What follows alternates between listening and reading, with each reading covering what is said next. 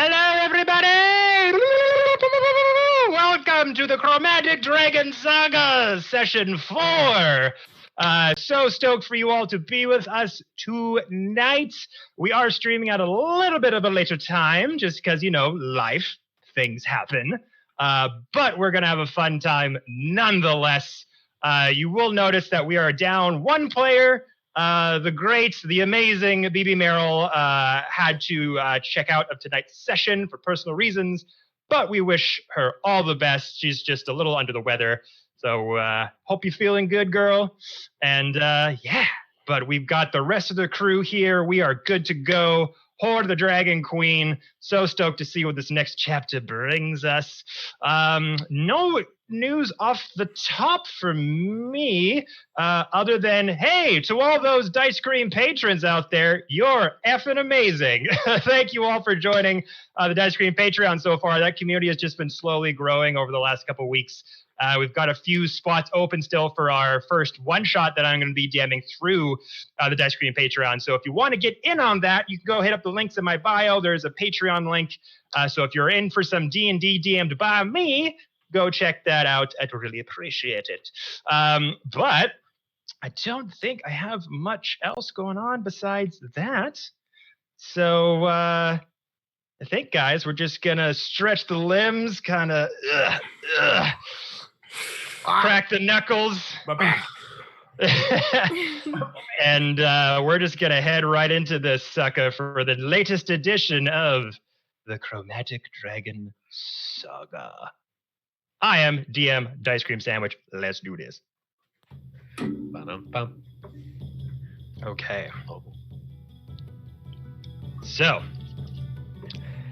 last we left off, the party had been given a very specific mission from Governor Nighthill in the village of Greenness that is currently under the attack of dreaded dragon cultists. Seemingly out of nowhere, an adult blue dragon followed by numerous amounts of raiders came to this village that you were all at currently, and they just ripped through this village, pillaging, looting as they went, and you took it upon yourself to try to rescue those that were in need of help. You gathered anyone nearby that was being attacked that you could. You beelined it to the keep to await kind of further instructions as to what exactly was happening, why this attack was going down. You then realized that there were some villagers that were currently trapped inside of a church nearby, a church of Cholt, or Choltia, I think that's how it's pronounced. And you learned that one of the priests and a bunch of worshippers were trapped inside, and this priest was very valuable because that priest was somebody who makes health potions for this particular village as well. And with most of the health potions kind of been taken out of commission, trying to heal all of the battle-worn villagers nearby, trying to help them come back to life, you took it upon yourself to help them out. Finding this church, you realized that there were 3 groups of cultists all surrounding it. One in the front that was using a battering ram, a couple that were trying to get in through the back, and another that was patrolling on the outside. And as you all used your keen intellect and decisive powers to figure out what would be the best course, what best strategy would there be to kind of get yourself into this church, a couple things happened. One, Apollo and Avery tried to put on a show as fellow dragon cultists and say, hey, we found some dragon eggs. Maybe you should follow us to go see where those are. And after a couple of very close deception rolls, you're able to fool them and taking part of that party away from the church. In doing so, the rest of you who were there waiting by in the forest were figuring out, well, what do we do?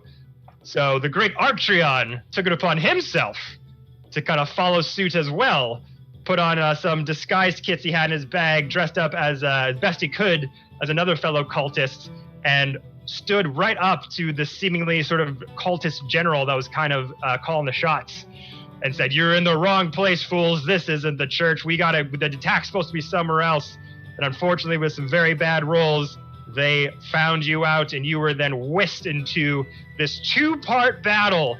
One with the majority of you taking on these cultists, giving them what for, taking the fight right to them, and another of Apollo, that had about 15 enemies all around him as he was trying to convince them to look for this dragon egg in the forest, who eventually found himself out as well.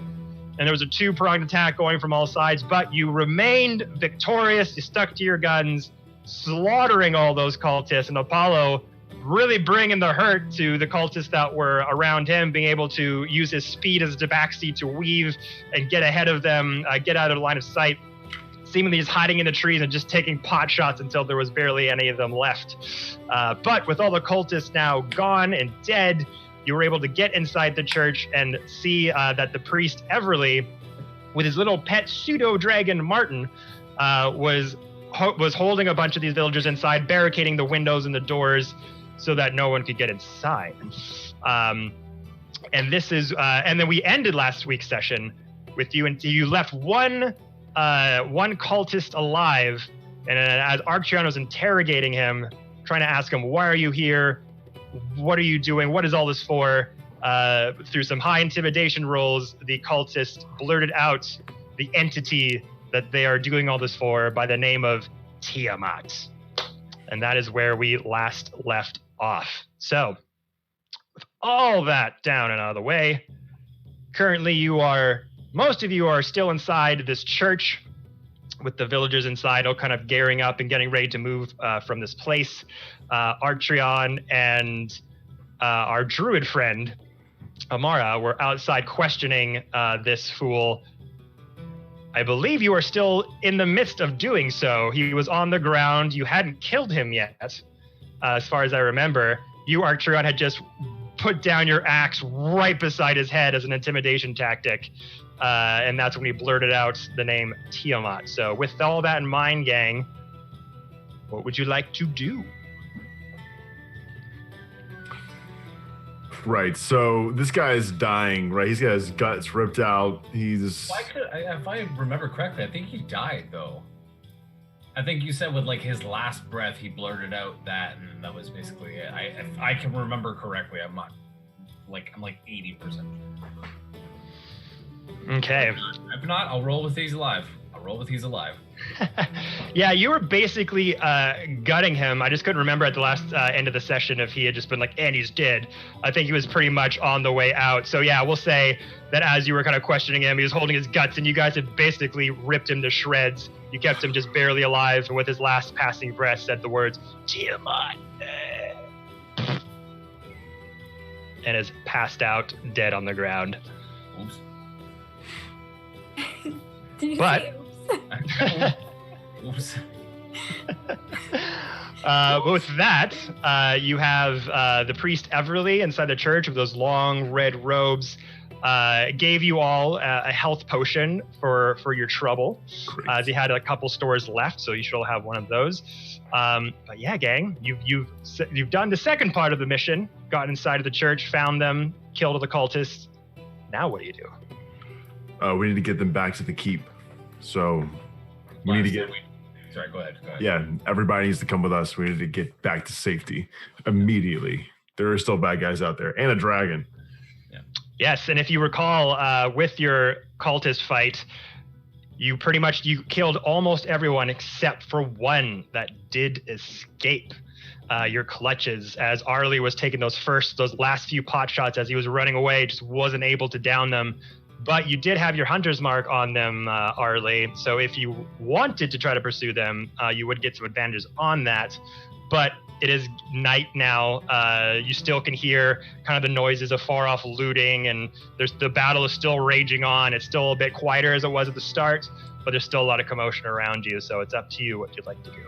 I think we need to move in the cover of nightfall. It's going to help with stealth. It's going to help us get back home safely. Yeah. We discussed that last time. We should get back to that secret tunnel that leads from the riverbank back to the... Lead all the people through there, yeah. Agreed. Yeah. Okay.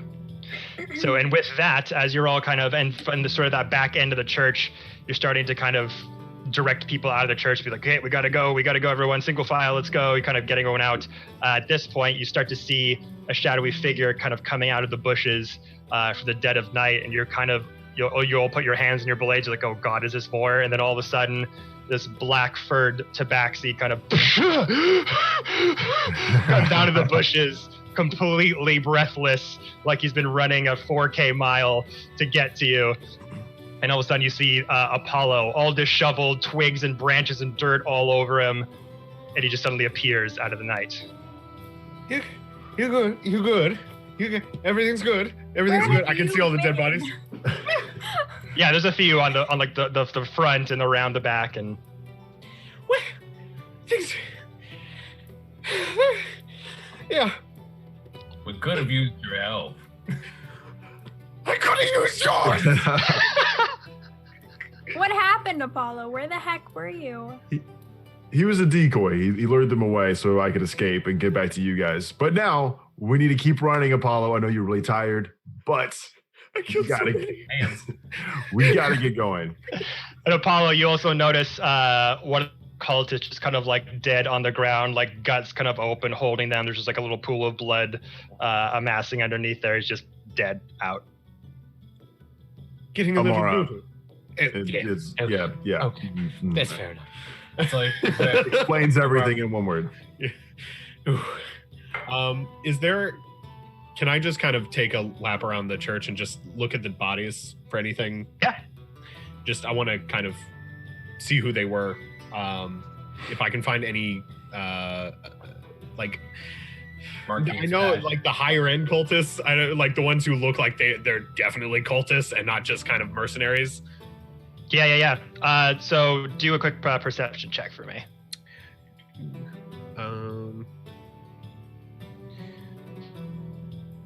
17. 17. So yeah, some of the discarded bodies that are still on the floor, sort of in the front and then off to the right, and some in the back. It's kind of the same mishmash that you noticed before. Some kobolds, some of those kind of lower level schlubs. But there is one person that you do notice who's in full-on official, like, high-level dragon cultist robes, all those series of blacks, that perfectly sculpted sort of metal faceplate that you remember seeing from before, that very curved scimitar-like blade that's fashioned a very, like, sleek design, very odd for a sword weapon. But you do see him in his garments, and he's just passed out, dead. Dead? Yeah. Not passed out. Dead. Yeah. Can I take a moment and take the mask, his kind of robes, and the sword? Sure. Yeah. Smart. Take that, and then once I have that, I'll go back to kind of help. These people don't know me. I should get. I'm gonna, after I kind of gather that up and have it on me, I'm gonna go try and find the healer that we talked about before. Yeah, because I haven't met him yet. Wanna introduce yourself? Yeah, sure. Because I'm now walking around with cultist stuff on. So we could be getting the group together. Yeah. You know, everyone get together, get your things. It's time to move.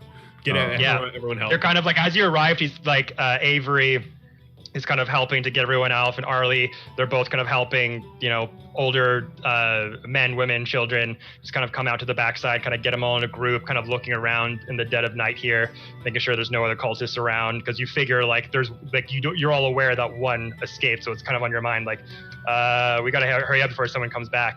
But Everly is kind of there with the pseudo dragon kind of around them, clearly in priest robes and things, so you can kind of make out which one would be the priest out of this group. Can I just go up and what's he doing? He's kind of just sitting there. He's already handed out those health potions, so he's just kind of sitting there with the pseudo dragon, just feeding it some food and just making sure like everyone's like in a group together, helping them kind of organize everybody. Have I seen pseudo dragons before? Like pseudo dragons? Oh yeah. They're, especially for you having been pretty well traveled, they're a pretty familiar pet for like mages and high level magic users. So you definitely would have seen them before. Okay. All right. So I'm just gonna go up to him and like not have hand on weapon, kind of hands up, a very passive approach, and just, hello, nice to meet you. I'm part of this ragtag group. I assume they saved you. Did they do it properly? Did they hurt anyone on the way? Yes. No, they didn't get anyone hurt. Thank goodness. Okay. But everything's fine. I assume you're with them, or Yes. would rip you apart as well. Apollo, judging nice by to meet you. this one down here, bit of a messy job. Oh, Everly, nice to meet you. And this, Martin, don't be shy. And you just see this little pseudo dragon kind of wrapped around, the tail's kind of wrapped around his neck, and it's kind of hiding. It's a little bit shy as this kind of like sort of lizard-like dragon that it's kind of like maroon leather, like colored leather skin, has kind of like multicolored zebra stripes kind of going down its back that are kind of part red, blue, green. But it kind of has its wings kind of hidden around its face. It's just like a lot of people that are kind of agitating it a little bit. I'm sorry, he's usually pretty friendlier than this. It's fine. And I'm just gonna calmly hold out my hand in Draconic. I'm just gonna whisper, "It's all right, little one. I won't hurt you," and kind of go in for a quiet pet, and then turn around and help gather everyone and get us out of here. Yeah. Make animal handling check at advantage for speaking Draconic.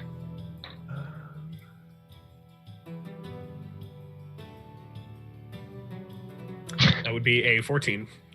You're facing.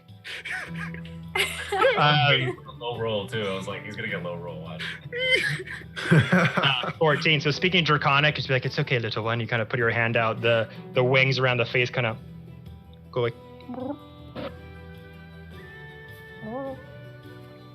You kind of the nose kind of starts to come out a little bit from the shoulder. It's kind of got his beak kind of out a little bit. And he's just kind of sniffing at your hand. Interesting. Okay, I'm gonna just turn around and nod to him and go to kind of help gather everyone up and kind of hurry people along a little bit.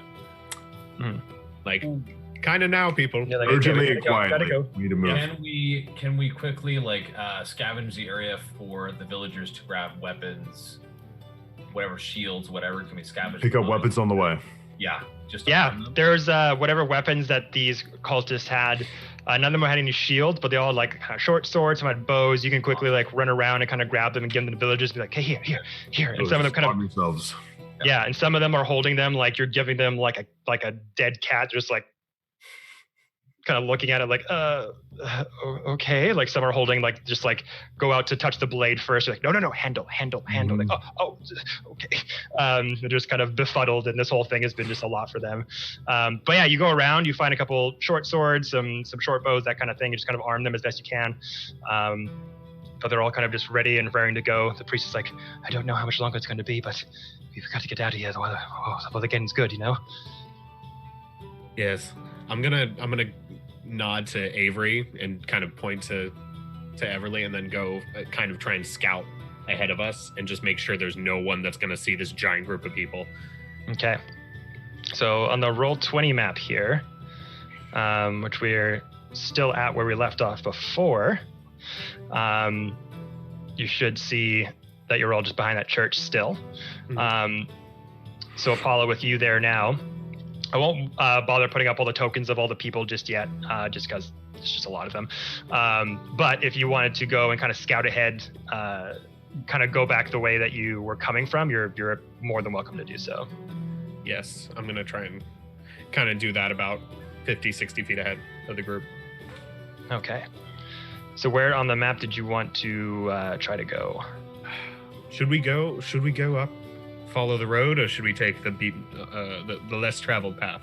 I think that in Nightfall, stealth is going to be the most beneficial for us. So I'd say the least traveled path where we're not going to be as vulnerable. True, but I will bring up the point of we passed a large group along the river path that we didn't bother to engage.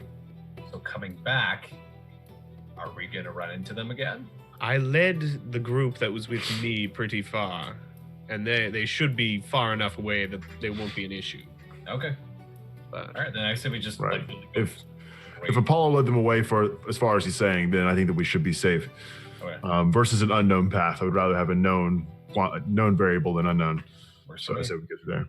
Yeah. So right back the way we came in. So that's okay. Like straight left. Yeah, pretty much just straight there to the straight over there. Yeah. Okay.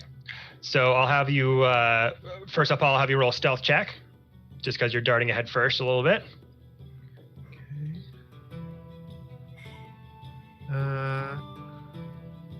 Natural 20. Nice. Oh! 28 total. Silent as the grave. Did a couple of flips on the way too, just for fun. Yeah. Somersault. Apollo just like instantly just says, okay, I'm gonna dodge ahead and I'll make sure there's no trouble. And just disappears like right before your eyes, just like Homer Simpson backs up into the ferns and is just gone. Almost like too well. You're like, well, we can't fucking see you. Where are you going? Full on Batman, just like mid-sentence is gone. Yeah. Turn away for 2 seconds, look back, he's just gone. So that's what that feels like. So as you very expertly, silently kind of dart ahead through the night, again, that sort of weird, eerie sound of faint screams and broken glass and crackling of fire very much in the distance, but in all directions around you is still happening. This raid is still very much like going down. It's just not as lively as it was at the start of it, but you can kind of make out those noises. So as you're kind of going along the bank, make a quick perception check for me. 15. 15. So as you're kind of nearing, kind of going along that bank, you're going up a bit ahead and you've got the group behind you kind of waiting. You can't see any cultists or anyone in this vicinity. So this way is A-okay. Good to go. Just turn around and wave them. Let's go. All right. So I'm going to need Avery, Arlie, and Arcturion to make some stealth checks. And the people behind you are going to make some stealth checks as well. Well, I'm a clunking idiot with a 5. At 13. I got a 7. 7. Oh my god. Not our start, Avery. Not our start. My first roll was a 22, but I'm rolling at a disadvantage because of all this chainmail I'm wearing.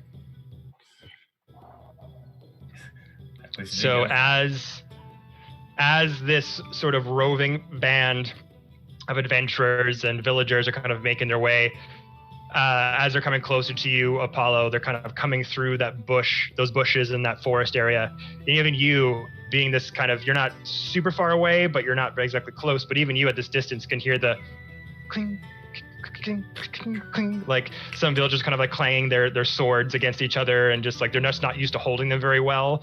And you hear just murmured shushes like, shh, don't pack them together, put them away, separate. No, I'm sorry. You just hear like kind of whispers and people hitting each other and bumping into each other, and going through the forest you can hear like snapping of twigs and brushes and stuff like that. So I rolled super low on a lot of them. So there's definitely a little bit of noise being made. But in your immediate vicinity, you can't see any cultists or anything nearby, any kobolds or anything that would have noticed particularly. But there was a little bit of noise being made. Just hope that we are good to good. There's nothing else within range. I'm just gonna start waving like, just come on, just come, let's go. Like, fly, you fool. Come on, if we can't be stealthy, we can be fast. Let's go. Like, okay. So as you come to sort of that starting point of the bank on the riverbank, you're all kind of making your way down, hearing those various noises again of crashing, of fire crackling.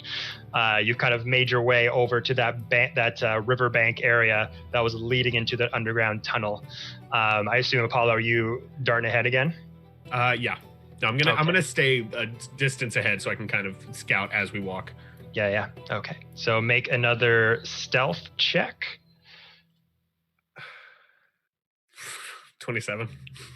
27, yeah. Still good to go. So the rest of you are kind of over here, sort of in this brush area, and Apollo is kind of waiting to kind of give you the signal to go ahead. So yeah, you're again super expertly quiet, like you're just, no one can hear you. You're just super, super quiet, silent as a grave, going through, not stepping on any twigs or making any sort of noises with any of your equipment. And as you just prowl sort of like a panther in the night, you're kind of getting closer and closer, and you get to that embankment part. Make a perception check. That would be a 18. 18. Once again, you come to this similar area where once you saw like almost 2 to 3 groups of these cultists kind of looking around, searching for something, trying to find any markings of footprints or something. You're not too sure. But once again, you look around, there doesn't seem to be anyone nearby. Okay. We're good. Come. So for the rest of you, I'll have you roll stealth once again. Oh, I got 2 natural 20s in a row. Oh! Nice. So, There you go. Yeah, 24 total. I got 12. 17.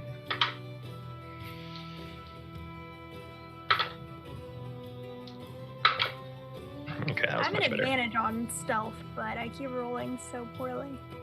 You have advantage on stealth? I think so, yeah. So once again, Oh, I have a coming disadvantage. My bad. I'm super good. I'm super bad.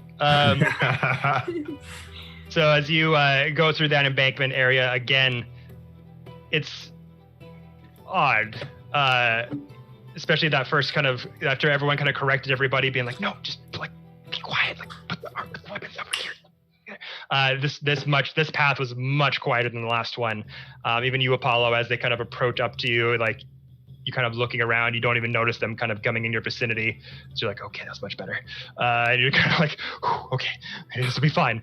But it is odd, especially for you, Apollo, having that you're coming sort of in towards a direction where the group of cultists that you led out really far out to the east, that kind of lost your direction.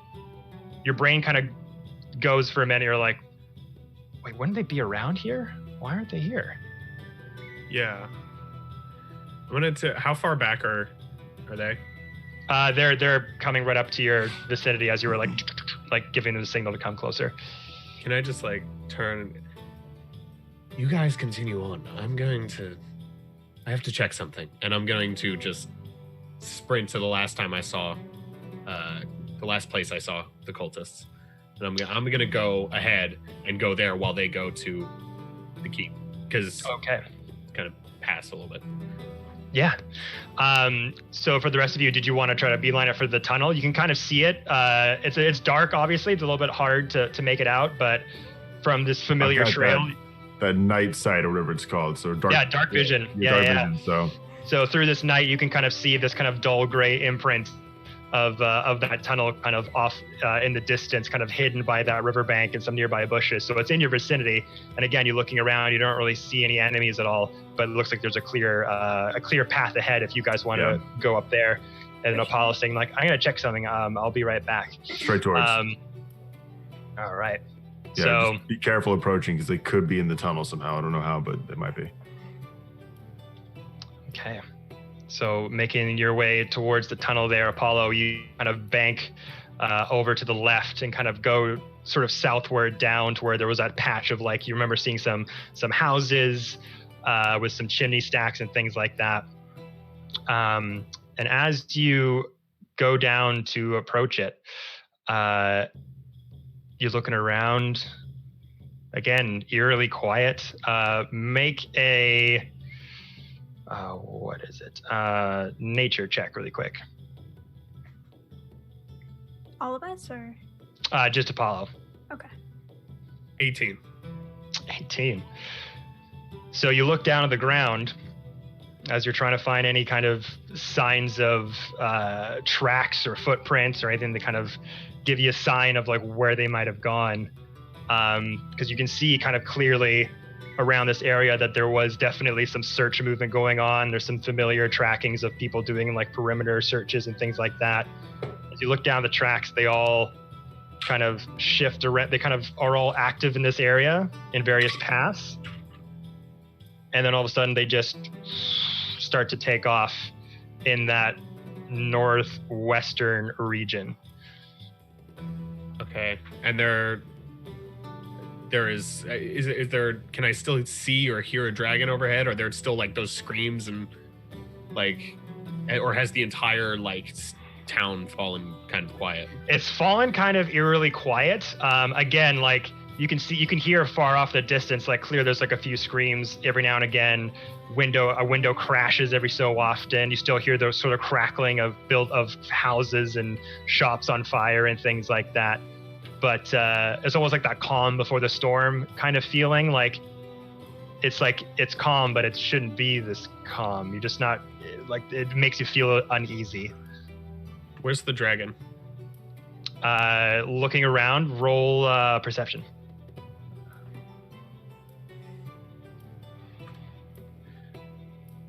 14. So looking around, it being nighttime in your general vicinity, you're kind of just looking around. You see these tracks, they're kind of going off to the northwestern part of the village, but you're looking around and can't seem to see the dragon anywhere. It doesn't seem to be up in the sky.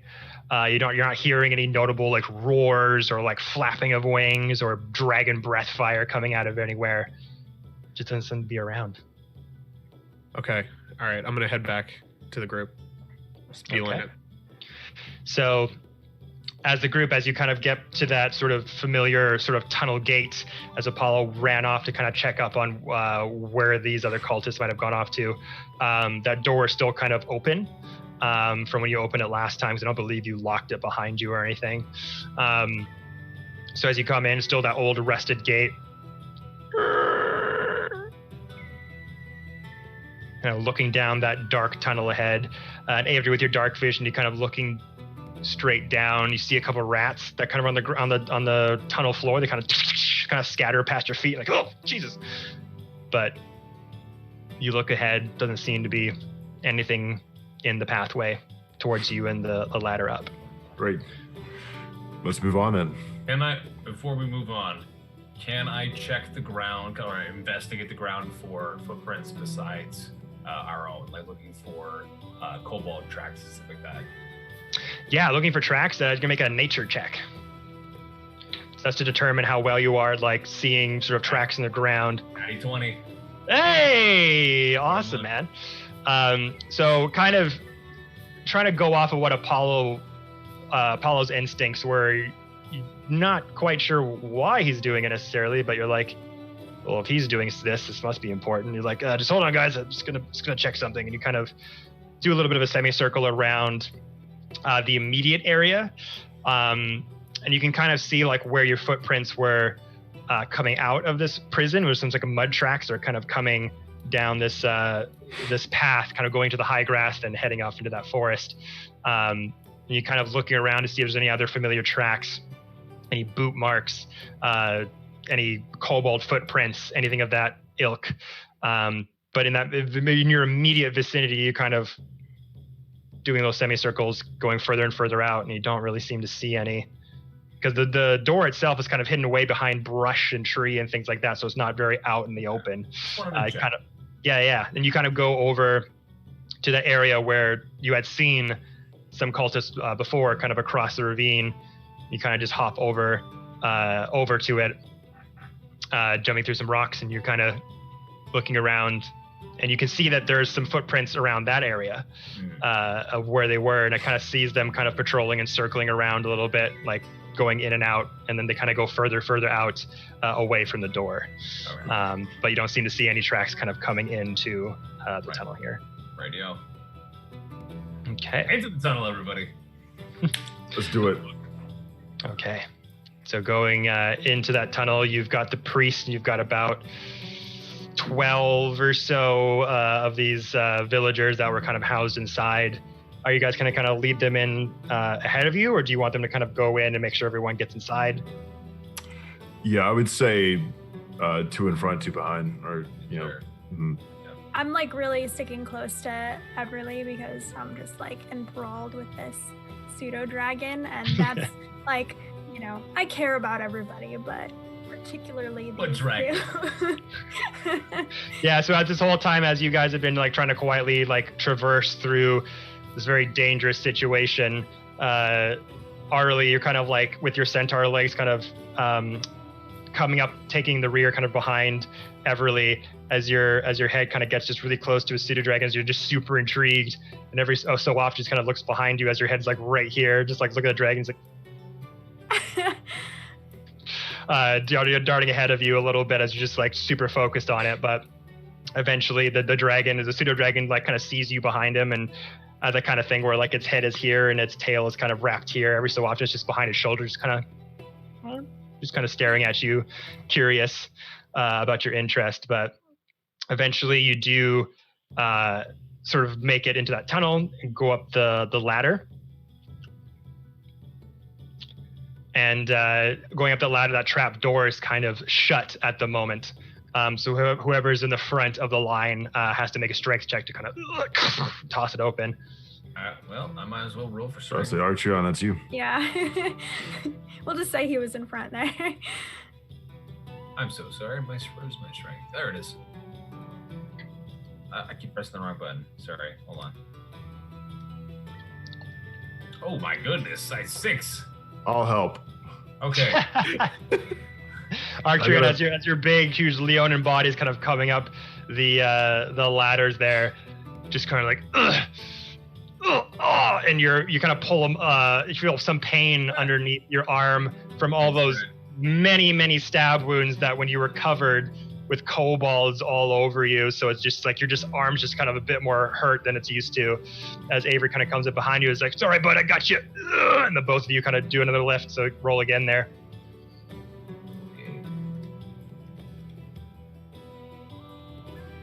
10. 10? 10's okay. So as you go up, and Avery kind of behind you is like, "All right, bud, we got this." You kind of hold your rib cage a little bit, and opens up. And as the two of you kind of start to come up to the surface and helping everyone up, Avery and Archeon, you do notice something vastly different than when you had passed through here before. If you recall, when you're coming through sort of these lower parts of the keep, kind of looked like just a big storeroom that was kind of empty with a bunch of crates and barrels and old weapons and things like that. Coming up, especially you, Archeon, as this trapdoor kind of opens up and this giant Leonin head comes up, your vision catches dozen or so villagers inside of here, going, "Ah!" And they're all just startled immediately from this giant Leonin head propping up, as there's a couple dim lights illuminating around you, some torch bearers. There's just a bunch of villagers in here now that weren't before. Some of them have bedrolls on the ground. Some of them have like a little bit of families here and there, single people, couples, all just kind of just very startled that you were just kind of showing up here, but kind of signifying that, like, you know, whatever villagers that the town of Green Nest could kind of accumulate here, it's grown larger since you left. All right. Don't worry, we've brought your friends. I was about to say, I'm like, I just want to be like, don't pay attention to me, and I start scooping up villagers, or they'll probably climb up the ladder, but like, we're here to help. Or where is Everly, right? Castilion and Everly. That's where we want to go back to see, I think, as we're helping these people unload out. Yeah, so as you guys are kind of coming up the ladder, and Archer on your head pops like, "Oh!" And you're like, it's okay, we're friends. We brought the rest of you. And then you pull up one of the villagers as you're helping them up the top of the ladder. And then immediately as you get them off the top floor, you just see some of them like beeline to their different friends, their kin, their family, like, "Oh my God, you're safe. And they just like clutch each other in their arms as this reunion is happening for a lot of them, that they were worried that these people might just bit the dust. And then Avery kind of pulls up. Arlie, you're able to kind of maneuver your centaur hooves up the ladder there as you kind of make your way up to the ground level here. And as the other villagers kind of come up and reunite with the family, suddenly you see Apollo's head just kind of shoot up at the end of the line. Don't worry, I'm fine. Could I have, like, before going in, just kind of cover the tracks of all those villagers coming into this one place, you know? Like, all those footsteps, just kind of smooth it out a little bit, make it not so noticeable. Not so noticeable. Yeah, sure. Make another nature check. 20. Oh Nice. my gosh. Rolling high, my friend. They're rolling I'm high. making So up yeah. for it last time. Yeah. It's about time. So yeah, as you're kind of making your way back, even you're able to kind of find your way back to that tunnel location. But even you, as you're going through, you can start to see like the path you came from. You notice that there's like these heavy footfalls in the tall grass and a bit of muddy prints and things like that. You're like, oh shit. So you kind of just do your best to kind of shuffle things around. Take your sword and kind of cut up the dirt all around it just to make it look like there's people coming from all sort of walks of life here. You take some bushes out, put them down, like trying to take bushes, like bush parts, put them over the tunnel even more and on the ground, just kind of cover the fact there's like anything close to resembling an entryway here. You do a fairly good job at it. So kind of safely think that you've covered the tracks of anything that could follow you towards this path. Good. And then I'm just gonna shut the door and up join the group. And Everly is on this bottom sort of dungeon floor with you all as well. As you arch around, you say to the villagers, like, Castilian, where is he? Where is Castilian and where is Avery? We need to find them immediately. Night Hill. Night Hill. Sorry, Governor Night Hill. Sorry, that was my bad. No worries. I have my small note, so sorry. A little post-it note for the entire campaign. Oh, it's all crammed in there right now. Yeah, I know. They grab a bigger piece of paper, apparently. We can easily find you a notebook. I know. I could send you one like that. I bought some for my little brother today. I'm thinking I might use one of his. I bought this for you. Give me that. Thank you. But yeah, so you kind of go up to the villagers. You're like, Governor Nihil, Castilian, where are they? And one of the villagers down below, like, I think they're still up on the top floor there. Most of us just arrived a couple hours ago. They're doing the best to kind of gather anyone left behind, but I think this might be everyone. Were any of you followed to the keep? Or is the keep under attack, or is it still?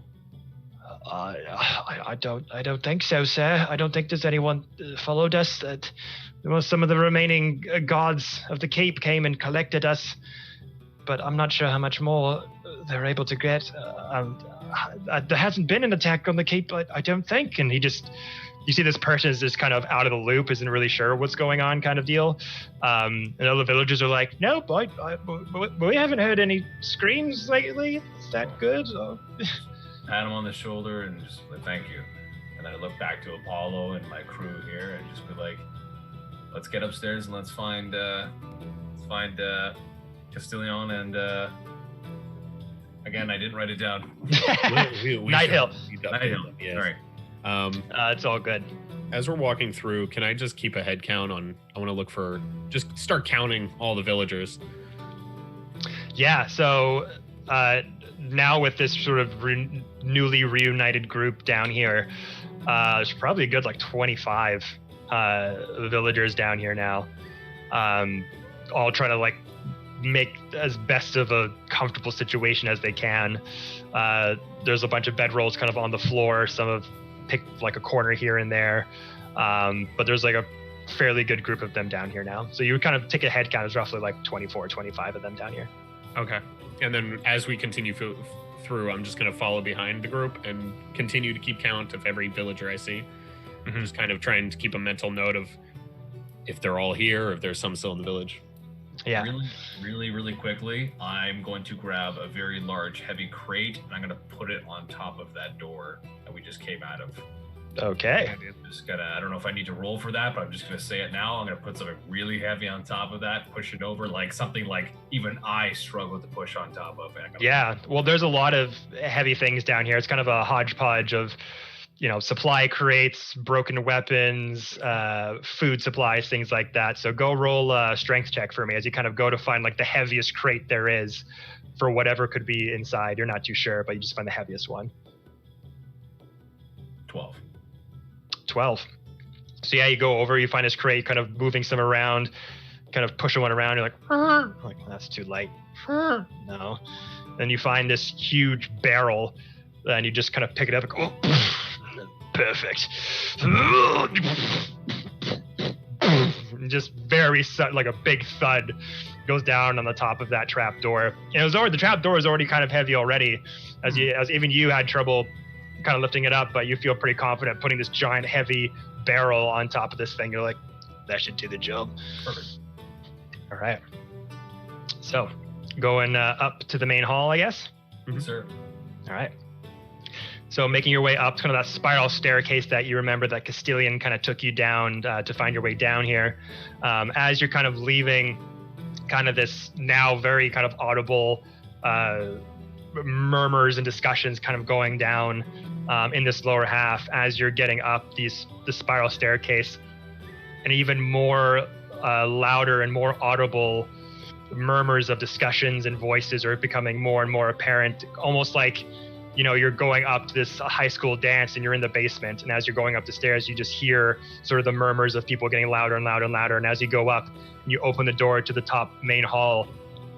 This place is crowded with people now.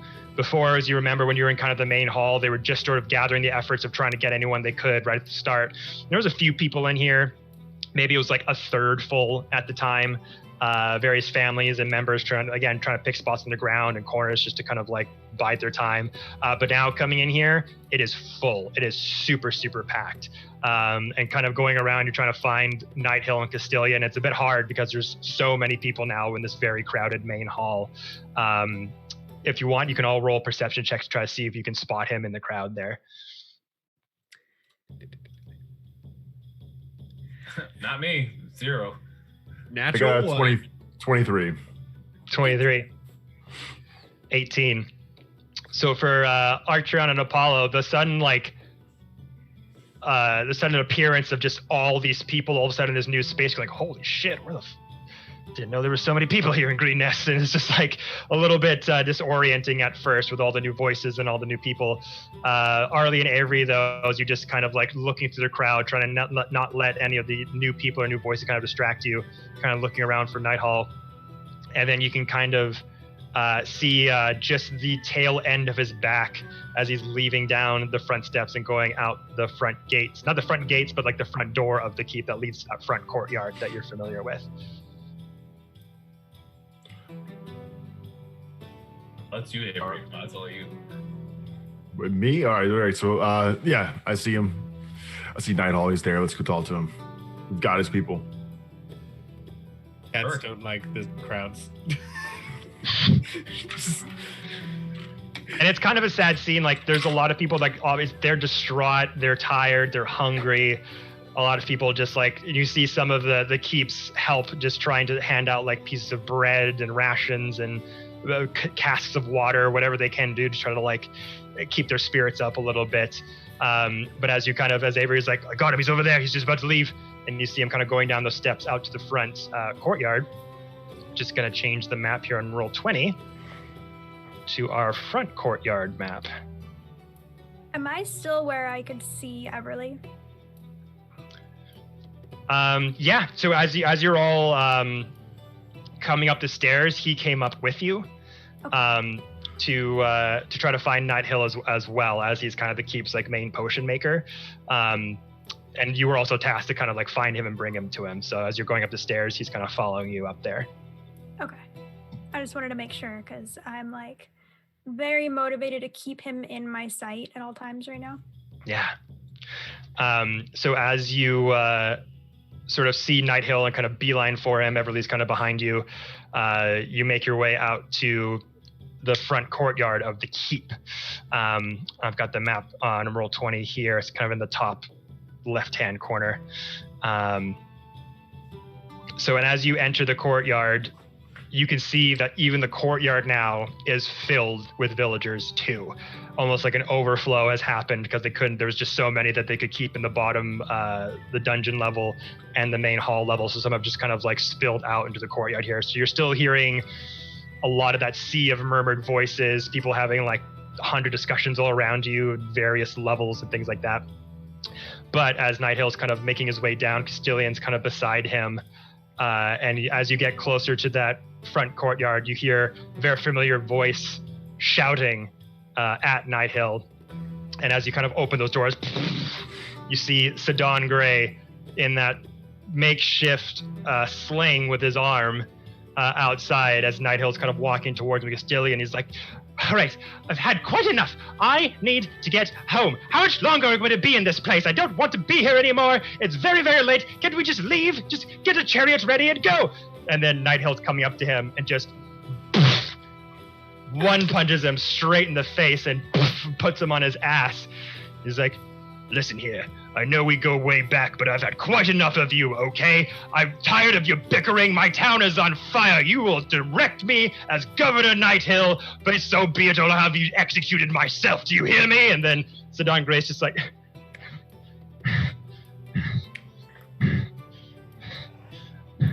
Oh, look. The cavalry's arrived as he sees you kind of coming up behind him. And Sidon Gray kind of... his kind of cloak kind of whips in the wind behind him as he looks to you. He's like, oh, thank God. You've arrived. Are they okay? All good. Villagers are safe. I was hoping somebody would lead off of that. Fine. I'll step forward, just kind of pushing my way to the front of the group.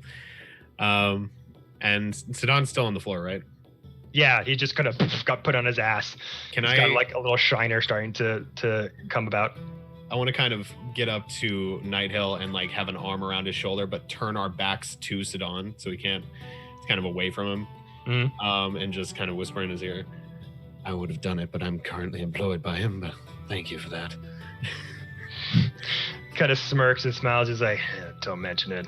Been wanting to do that for a long time myself.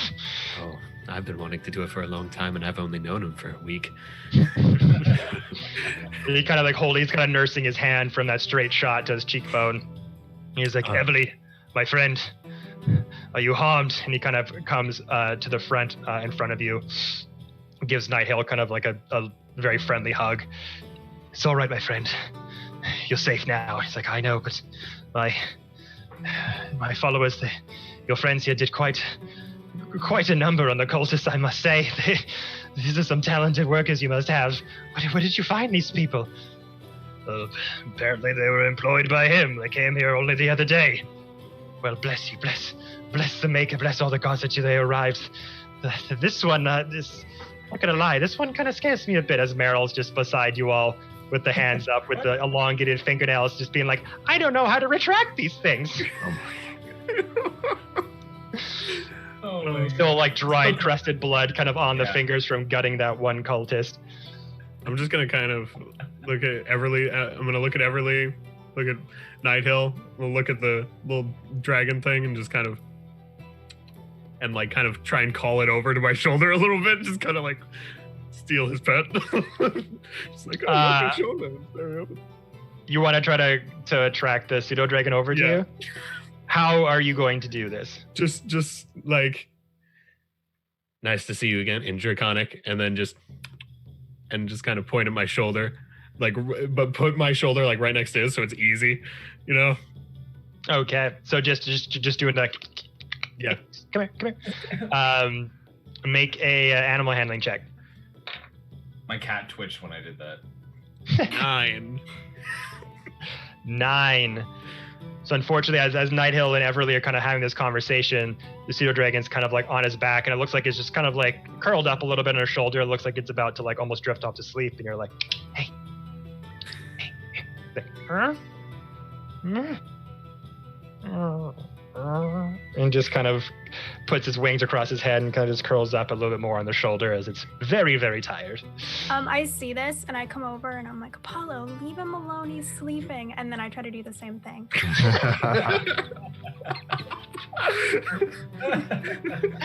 Leave him alone, he's sleeping. Okay, so Arlie, Archer and I are just like sitting back, just eating popcorn. Like, oh, yeah, exactly. Yeah. I'm just refueling my body after this. We're watching you do this. Yeah. Yeah, you guys are pretty wiped, by the way. Like, you've had this really long, hard-fought battle. There's a ton of scars and marks in your armor and wounds. So the two of you are just kind of like taking a seat back for a minute, just kind of catching your breath. Avery, 5 silver shillings since Arlie can't get it to go on her shoulder. I'll make that bet.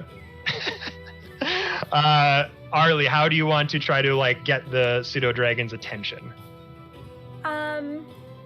I speak to him in Draconic very quietly, hoping that Everly wouldn't hear, but I just say, hey, it's okay, like, just, you can come hang out with me, like, we're gonna go party over here, this guy's super boring.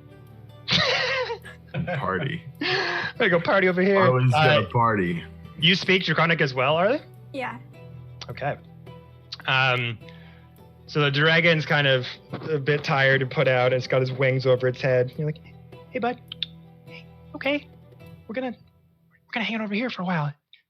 Much more fun over here. Just kind of obviously trying to get its attention. But as he's kind of speaking Draconic to it, it kind of raises its head up in interest. Roll animal handling again. I got 5. I rolled a 1. Hand over the shillings. So unfortunately, like again, yeah, it's been a long day. The pseudo dragon's just pooped, and it's just like, you know, a lazy cat or a lazy dog that's just been running around all day, just can't be bothered for the moment. It just kind of flaps its wings over its head again. Dang it. To Arlie, and then turn back to Nighthill. So as you kind of are trying to seduce the pseudo dragon to come to your side of the fence, Nighthill and Everly are kind of having this heated discussion about the current situation. And Nighthill kind of goes to Everly and is like, "My friend, how long is it going to be till you can whip up some of your famous health potions? We've got a lot of people who are in need. There's some with broken bones, some with fatal wounds. We've taken a very big hit this day." It's like, yes, I would need to find my supplies and get all my things, but could probably get something ready within the next couple hours. I mean, the supplies are kind of short. I assumed you went to my stores already. It's like, yeah, we did. We had to, but we couldn't find any more. Is everything out? He's like, yeah, unfortunately, yes. I gave my last bit of wares to your companions over here. Very much needed. They earned their reward. But I can go to my chambers and try to whip them up, but it will take some time. He's like, that's fine. Whatever you need. We have a couple other soldiers out there trying to gather more villages, but I fear that this might be all of them that we can find. All right. Have you seen the? He kind of puts his hands over the pseudo dragon's head to be like, "Have you seen the dragon around? Have you seen the thing?" And he's like, "It's weird. It's gone kind of quiet over the last several minutes. We haven't heard any dragon fire or flapping of wings or anything, but we've got some men out scouted out, and you can look sort of on the map. You see kind of more guards on the keep walls on certain points there's way more people scouting and looking around for signs of the dragon and signs for any of the cultists that are coming in the vicinity, kind of keeping an all alert watch on right now. But Nighthill calms him and says, yeah, we haven't seen them in a while. It's a bit eerie out here. I'm not sure what their plans are now, but you, and he kind of turns around to all of you. While you were rescuing our friends here, did you acquire any information, anything that we can use in this dire situation? Well, I have a small piece of paper for you. I'm gonna let our information keeper Ark. No, that's not me. Push him forward a little bit. I have a name. Tiamat. They're being led by what I'm assuming to be a hierarch cult leader or the dragon itself, but it goes by Tiamat. You recognize the name? Tiamat. With my history, do I recognize that? Just about to ask that. Apollo, roll history check. Do you want to try to get a history check too, Archeon? Yeah, I'm gonna roll with him. Why not? Okay. See if that name rings a bell. Yep. Natural 20. Oh, shish kebab. 19. So. Break the brain. Yeah, but you, Archeon and Apollo, you two have been hanging out for quite some time even before our adventure started. And Apollo, having a very good base knowledge of sort of dragon culture, cultists, has a very interesting relationship with this certain sect of these types of people. And you, Archer, and having traveled with them for a while, some of that information and interest probably rubbed off on you. So for the two of you, the name Tiamat pops up, and when it came up before, it was kind of startling. And Apollo, you hadn't even did they tell you Tiamat when you arrived? This is the first time hearing of it. I think it's the first time you've heard it too. So first time hearing of the health potions too. Yeah. So an Archerion, as you hear that name like Tiamat, you say that, and Apollo, this kind of chill kind of gums down your spine instantly. And as Archerion kind of says, Tiamat, and Apollo just kind of, you put your hand on his shoulder and it kind of stuns you for a minute. As with these kind of dragon cultists or cultists that worship dragons of any sort, there's a few different sects of them around, but most of the time, these cultists, they worship dragons like it is their own god. They think they are the be-all, end-all, the savior of the masses. They're gonna, breathe flame on the world and purify it into a new age. But for the most part, the dragon cultists have been for a long time more obsessed with Draco liches and trying to get them under their power and summon them. And Draco liches are a form of dragon that's undead, almost zombie-like to an extent, that are kind of attached to some very evil spirit from the netherworld. Zombie dragons, great. That sounds awesome. Great. Love that. Because there are certain magics, the magic to kind of bring undead things to life is not as uncommon as one might think. But Tiamat is a very different story. And for you, Apollo, having kind of studied this culture for a long time in your younger years, you remember through your old texts and studying at old libraries, the name Tiamat is like god level concern. You remember kind of hearing the word Bahamut, which Bahamut is another kind of dragon god in itself. That's more is a type of god that a lot of people in Faerun worship. There's a few sort of pantheon of gods, much like in our own society, that people adhere to and have faith by. A few tenets of value that they follow, and Bahamut is kind of a dragon god that a lot of very good-natured people follow. Tiamat is like the polar opposite of that. If you want to talk about Jesus Christ and the devil, Bahamut and Tiamat. You kind of remember vaguely back in the day that there were tales of this ancient war that wreathed on for a very long time, kind of like when Dragonborns were first brought into being. And there was this ancient war between Bahamut and Tiamat long time ago. And that Tiamat wound up losing this fight and was banished to a plane that you're not exactly sure of.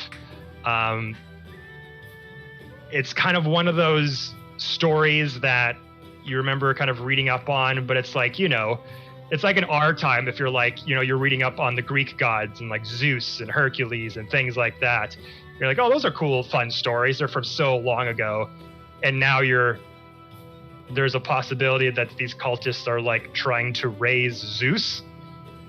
And you're like, is that even possible? How the hell would someone even fucking do that? Like, that's like so out of the realm of like what you thought was possible that this chill goes down your spine at even the thought of that even trying to be attempted. Oh no. With Nighthill, my friend, you are lucky you still have a town. What? Oh, What's about the Tiamat? Does that sound familiar to you, Everly? Imagine the worst, most powerful monster that just wants evil and destruction and terror everywhere and times it by 10. That's what you're dealing with. And just kind of like take a moment. There's like silence around. I think we're good for now.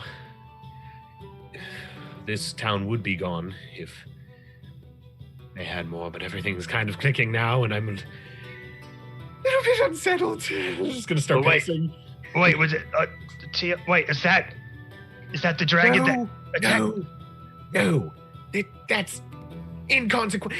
That dragon, I'm not even worried about it anymore. That is nothing compared to what we're dealing with. I think that silence. I think they're moving. I think they're done. I think they've gotten all they want out of your town. But this is. But why would they be here for Tiamat? Like, what would our town? The eggs. Dragon eggs. They were seeking dragon eggs. They were seeking. They were plundering. They're gathering treasure, an offering, maybe. I don't. Oh God. This is now. The world may be in danger, not just this town. Cultists. How could they have the means to even do something like that? That's. Didn't even think it was possible, but if there's a cult, they're gonna try every single way. So they have a talking lion and a talking cat. Anything is possible.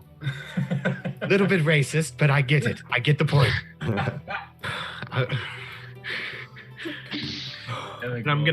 I'm just gonna kind of wander off and try and go up on the where all the guards are on the walls, and just kind of like I'm just processing, and also just kind of looking and double checking that, kind of confirm my theory that I think the attack's over and things are kind of trailing off. People are moving out. I want to ask him two questions. I want to ask Governor Nighthill. I want to ask him two questions. One, I want to ask him, did he happen to hear a large thud, any sort of ground shaking thud, any sort of loud bang, anything that would sound more like a dragon landing on the ground? Not around here. We've seen the dragon off in the distance, swiping down, attacking villages and things, but where's Castilian? Castilian! And he kind of looks around for the robust dwarf that's kind of the head of the army here in Greenest, the leader of the keep. And he's kind of off in the other part of the courtyard, kind of singing to the villagers, making sure they're comfortable, making sure they're okay, kind of talking to his guards that they go back up on the watchtower. And he kind of hops over to Nighthill. He's like, "Oh, yes, sir. What can I do you for?" He's like, "Our friend here is asking kind of an important question. Have you heard any loud thuds, or maybe the dragon landing someplace or anything?" He goes, "Oh, sir, I don't think we've heard anything around here. Some of our scouts haven't come back yet from some perimeter checks, but haven't heard any loud bangs or any close vicinity." Okay. And the second question I want to ask is there any sort of gold hoard, any sort of like a fortress of some kind that contains the wealth of the village or the king? Treasury. A treasury, correction, yes. Is there a treasury in the village? A treasury? We've got a little bit of gold and treasure inside the keep here, but this raid, is it Apollo? And he kind of looks over to Apollo, who's kind of like darting off in his own head, just like trying to piece everything together, like a bunch of strings on like pieces of paper and a corkboard in his mind, trying to figure out what all this means. He's like, "Well, all the raiders have been doing, apart from killing my people, has been pillaging and looting all of our stores and wares and houses, making out with all of their wealth and gold and jewelries and things of that nature. If they didn't have a treasure hold before, they definitely probably have one now." Okay. Where did you said you sent out scouts and a few haven't come back yet? Where did you send those scouts? Oh, we sent them out to the northwest region.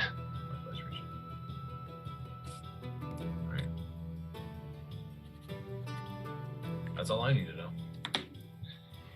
I'm gonna kind of trail my way back in.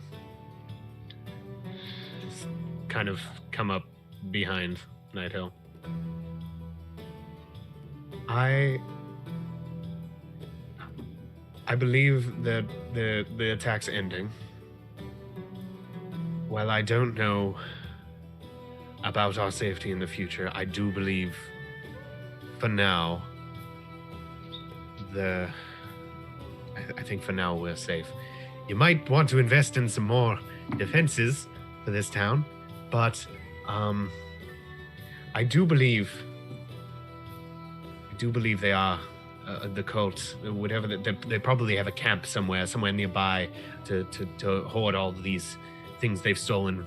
I do believe it is off to the northwest. I saw footsteps, trails going that way very suddenly. So it's possible they could have been ordered back, or maybe they'd already planned to just go back at a certain time. But I believe for now, and I'm going to pause for effect, I don't hear a dragon anymore. So I think we're good. You should take a short rest or a long rest. I think.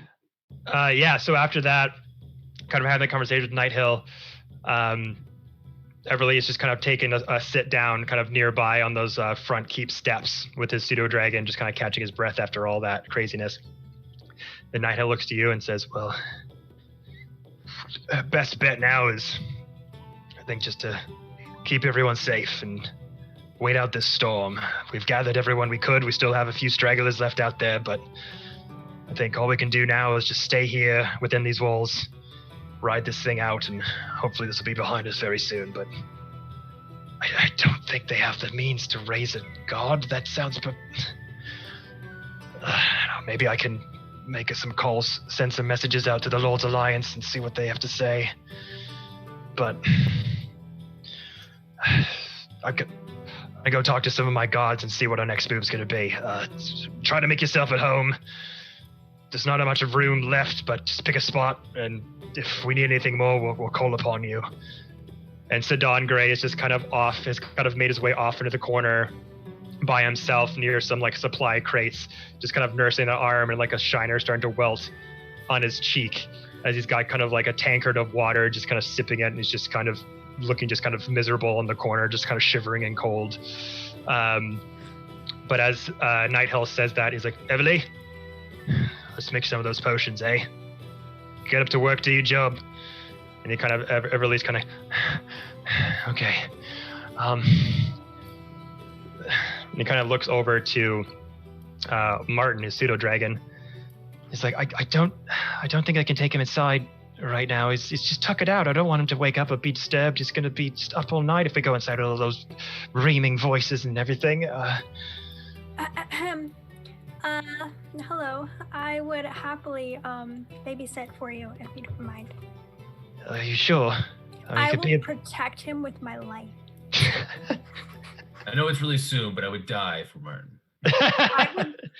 I would die.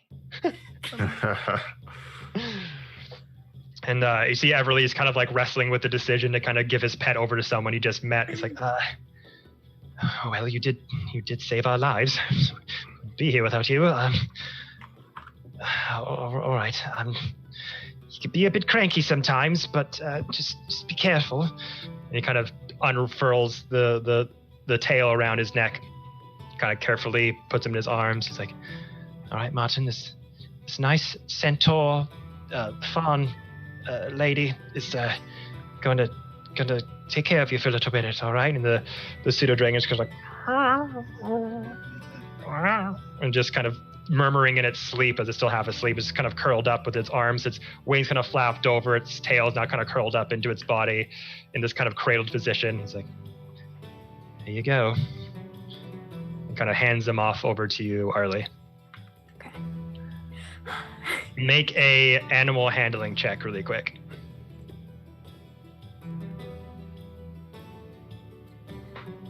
18. So as he hands him over to you, the dragon at first is kind of like, it's kind of squirmy a little bit, kind of like a new puppy getting halved onto a person doesn't know. You're kind of holding it, you're like, oh, Jesus, and like the tail's kind of unfurling, the legs are kind of like starting to stretch out a little bit, the wings are kind of coming out a little bit, like, it's okay, shh. You kind of just start cradling it, kind of rocking it back and forth, like, it's okay. It's okay. He goes like, kind of like curls up into a little ball as he's now just kind of in your arms.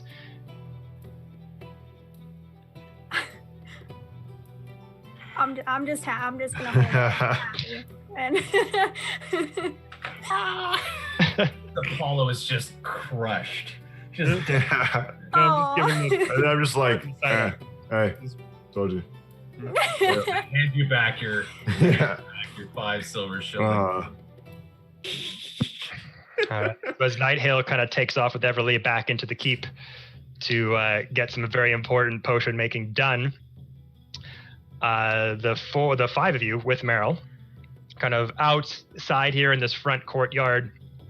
The moon is up, stars are out. There's kind of like a moon. There's some torches nearby that's kind of lighting up the front courtyard on the walls, but there's kind of like the moonlight that's out. It's a pretty clear sky at this point.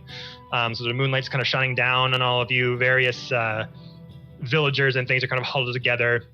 And it's getting kind of cold out here. So you see some of the guards kind of coming out with firewood, kind of making makeshift little fires in the front. It keeps people warm. Some of them come out with barrels. It's just kind of like putting in hay and different kindling and things inside of it to kind of light it up. So one of the guards is like, if you're cold, you got a little bit of your own fireplace over here, if you don't mind. Just come over here. Kind of leads you over to this point. Kind of over here on the map as your own little like kind of personal fireplace. He's like, here you go. Try to keep warm. Hopefully we'll get through this all together. If you're hungry or need anything, just let one of the guards know. Peace be with you.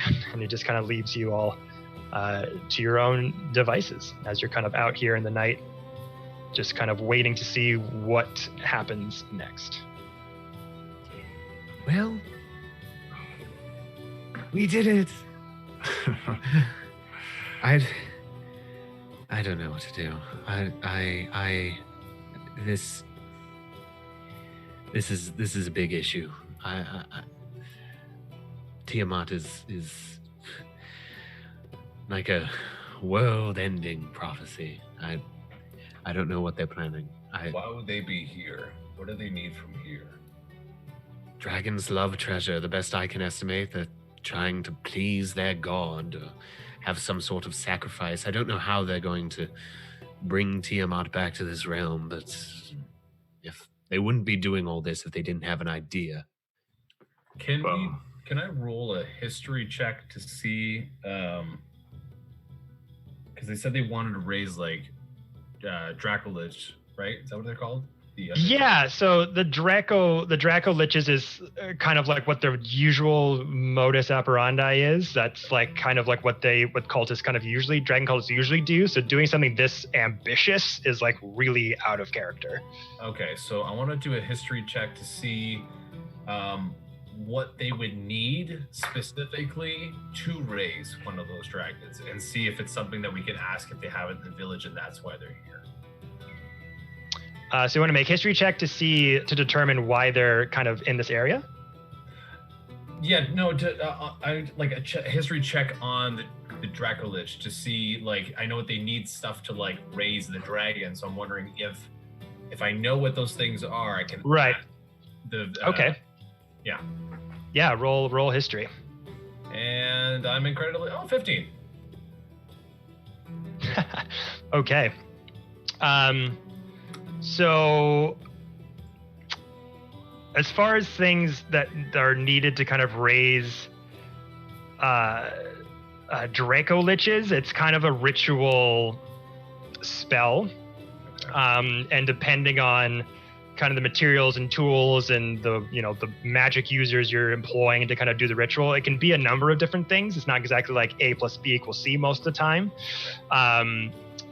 There's a lot of work that goes into trying to find location of one of them, rising it from the dead. Sometimes the ritual can be instantaneous, or sometimes it can take a few days of preparation and getting the right things all unaligned for it to work. But as far as something like this kind of level with Tiamat, it's so like no one's ever attempted this before. Okay. So it's not really common knowledge as like these are the things you would need to raise this god. It's so again, it's like literally being in our day and age and someone like, oh, I heard that these crazy QAnon people are gonna go raise Zeus. They're like, what? How the fuck are they gonna do that? So it's a bit unclear as to like the how and the why. Okay. I'm always down for a short rest to see if we can. Yeah, I think. What time is it? Is it like? So it's getting on to like 10:30, 11. So we could pretty much long rest, maybe taking kind of turns, staying awake, staying aware.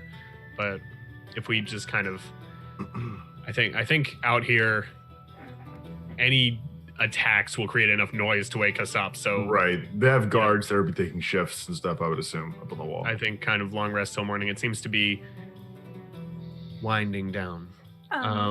Before we do that, I wanted to walk over to Avery, and as I'm like holding Martin in my hands, I kind of like nudge him with my elbow, and I'm like, we went out for adventure, and we really found it. Yeah. Are you okay? Or do you think we're in over our heads here? Should we go home? I don't think so. I think that we can't really go anywhere to escape this danger. Like Apollo said, this isn't just this town, it's the world. But it's certainly a way to get to know each other for sure. Just all coming together, be attacked by a giant dragon, fighting off cultists. Certainly a new way to meet people. Well, I mean, I didn't want to go home. I was just checking with you. I'm not going. Yeah, okay. You're going to go wherever Martin is what's going to happen. Exactly. Yeah. I was just checking on you. Paulo, can you speak Draconic to Martin? And I know the dragon's not that old, but can you ask him some stuff about maybe what's kind of going on? See if I don't know. I don't think he's going to know as a baby, but. Do I know if pseudo dragons ever will talk back? Or are they just I don't know their intelligence level. Yeah. Is that what? So pseudo dragons are not like adult dragons that could possibly have a conversation with you. They're very let me just see. Doesn't it say they can talk telepathically and so they can't speak necessarily. They communicate using kind of a limited form of telepathy that allows them to share kind of basic ideas, like hunger, curiosity, affection. So it is very much like a pet in that response. It doesn't have sort of a high intelligence level of an adult dragon that Smaug would be necessarily. It'd be like, ooh, hobbits going around in my cabin. It would be able to communicate you much like an animal. It can convey emotions and intention to a degree, but it wouldn't be able to be full on conversation. Okay. And I have no idea what I'm talking about. So we could, it's good. Maybe if we asked it questions, it could give a feeling as in the affirmative or not. I don't know. It's worth a shot at some point. I do want to. I don't know if we want to do that tonight. It seems to be pretty fed up with everyone around it right now, and I don't blame it. It's been quite the day. But you could try talking to him in the morning. I think we can kind of rest and recuperate and let Martin here, and I'm going to kind of give him a side eye, get a little bit of rest as well. And we can try that tomorrow. I do want to go off at some point before the night. I want to go over to Sidon, who I imagine is still in the corner. Yeah, he's just kind of miserable in there, kind of with his jacket and cloak kind of wrapped around him. Bunch of pigs around him. There's always pigs around guys like that. He has no fire by him. Not really. He's just he's very much irritated at just everything. Even if he's cold, he probably could go to one of the fire pits outside, but he's just refusing. I'm gonna as I walk over to him, I'm gonna kind of pick up stray wood, fire, anything I can use as firewood, and just like quietly put it in front of him, not at a distance that would hurt him or scare him in any way, but just kind of in front of him enough. Stack it up, use my oil flask, just dump it on top, tinderbox, light a fire in front of him, and kind of try and build as nice of a fire as I can in front of him. Really quick, and I'm gonna look up at him. Go. I'm sorry for earlier. Things, as you can see, are quite tense. I'm sure you don't want to be here as much as I don't want to be here. Attacking dragons, not really something you want to be around, you know? And I'm gonna kind of like, as I'm talking, I'm gonna circle around the fireplace a little bit.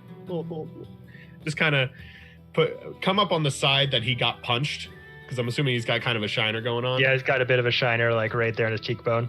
I'm gonna come up on that side and just kind of put my arm over his shoulder and like look into the fire and continue talking. And you know, after all this trouble we've gone through protecting not only you but your friend's town, and I mean, geez, a dragon, an entire death cult, all that. It's a little bit out of our job description, but we came through just for you, and we will continue to bring you back. But I do believe a little bit extra payment is in line for us through all our troubles. It's not really in the job description. Your normal mercenary band would probably have up and left you at this sight of danger. And I'm gonna, as I'm talking to him and as I'm proposing this to him, I'm also gonna like try and pick his pocket a little bit. on the side that he's been hit, so it's hopefully he doesn't notice as much. Oh, kick him while he's down. Oh my god. I was so suspicious this whole time. I'm like, why are you making a fire? No, this is not Apollo. So as you're kind of putting his arm around you and you're saying these things, he's like, where were you when this happened? If I'm paying for protection, you didn't even protect me. You're alive, aren't you? I mean, barely. And he just like, just had that fake sling still in him, just making a situation way more worse than it is. Make a sleight of hand check. Add it. Can I get advantage for coming up on his damage side? No. Could he have an advantage if I'm walking like an idiot over to him? If you want to try to distract him. Yeah, okay. I'll do that. What do I have to roll?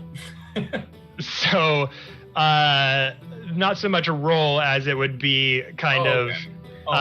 As Apollo's kind of got his hand over, is like, you might need a little bit more coin for all the help we've been doing. And Archer, you're kind of just like looking over, because it's not that far away. You kind of see Apollo doing his old kind of tricks, and you see him doing the old like arm over the shoulder, down the pocket trick. Yeah. And you're like, I know what's going on. You're like, sir, may I for a moment? And you just kind of go over to Sidon to kind of distract him, but how are you going to distract him? So I carry with me a really large log, and I not aggressively throw it into the fire, but enough to really like shake up the ashes and get all the sparks in the air. So he's just like, oh geez, like.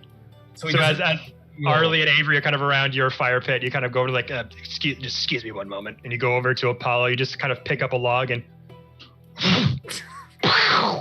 Yeah, and then all these sparks and embers just kind of fly up.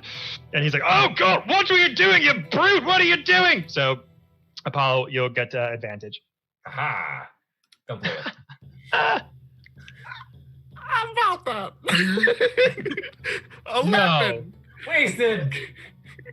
11's really? Not bad. With all that distraction. The first one was a 9. So I rolled an opposing check to see if he would notice you going through his pockets. So as he throws down those sparks, Emery goes, God, what are you doing, fool? And just from him kind of going back and just batting the sparks out of his face, your hand that was going to his pocket just kind of comes out as he just kind of jettison away from the sparks and kind of takes his body away from yours. Shit. That's Don Ark, really not the time, buddy, but I appreciate the thought. He's just trying to warm up the fire for you. He shows his love in different ways. I am gonna have words to the gill about you all. Wait. Don't kill him. Don't kill him. I pull out a small knife. No! No, it's not that. It's not that. It's not that. It's not that. Just start shaking him. I go up to his throne, just slowly insert final cord. No, I just take it. I wedge the blade underneath his arm sling, and I just swiftly cut it loose as I walk away. So as he's complaining, he's like, I'm gonna have the word of the guild about you. This is the most unprofessional grip.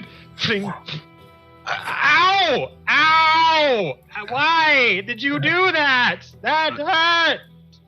I'm going to kind of, as this happens, I'm going to kick the fire to the side to just kind of scatter it to the side away, just so that it kind of dies out a little bit, and just get really close to him and like in his face and just...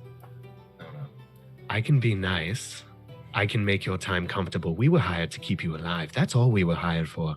We can make it. We could tie you up, throw you in the back, and just bring you back, and you still have to pay us. You do not have the power here. Yes, you can go to the guild and say, oh, these people were poor to me, but guess what? They can see you're still alive. We did our job. We did what we were hired to do. Don't threaten me. You don't know who I am. You don't know who you're dealing with. And I will not be threatened by some faker just because you have money. And I'm just going to kind of like, you are not safe until we are done. And I'm going to just turn around and la-di-da-di-da, walk off. Roll an intimidation check at advantage. As like the embers scatter behind me.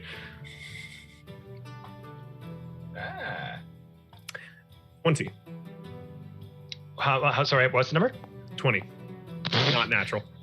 So as he's kind of like, you go into his face and you kind of use your cat tail to kind of like whip up the embers behind you to make this very dramatic, imposing scene of you saying these words to him as he's kind of holding his sling, and he's like, if you ever do that, we will tear to. And you just kind of get in his face, and then you flick the embers behind you, and these kind of fiery embers are just sort of floating down around you, creating this very ominous, dark scene of these sort of yellow and orange lights behind you in the moonlight and the darkness. And he just like very much recognizes that he overstepped his bounds one too many times, and he's just all right, it's quite all right. We don't need to make a scene here. Just over the shoulder, you're alive because we allow it. And I'm gonna rejoin the group. All right.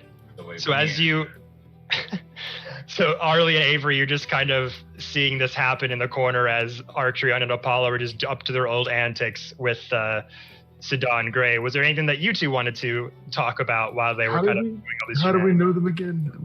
Dragon, right? Dragon. That's it. Yeah. Cat people. When they were here. Yeah. That's. What can you say? Yeah. That's. Go ahead, dude. That was entertaining, for sure.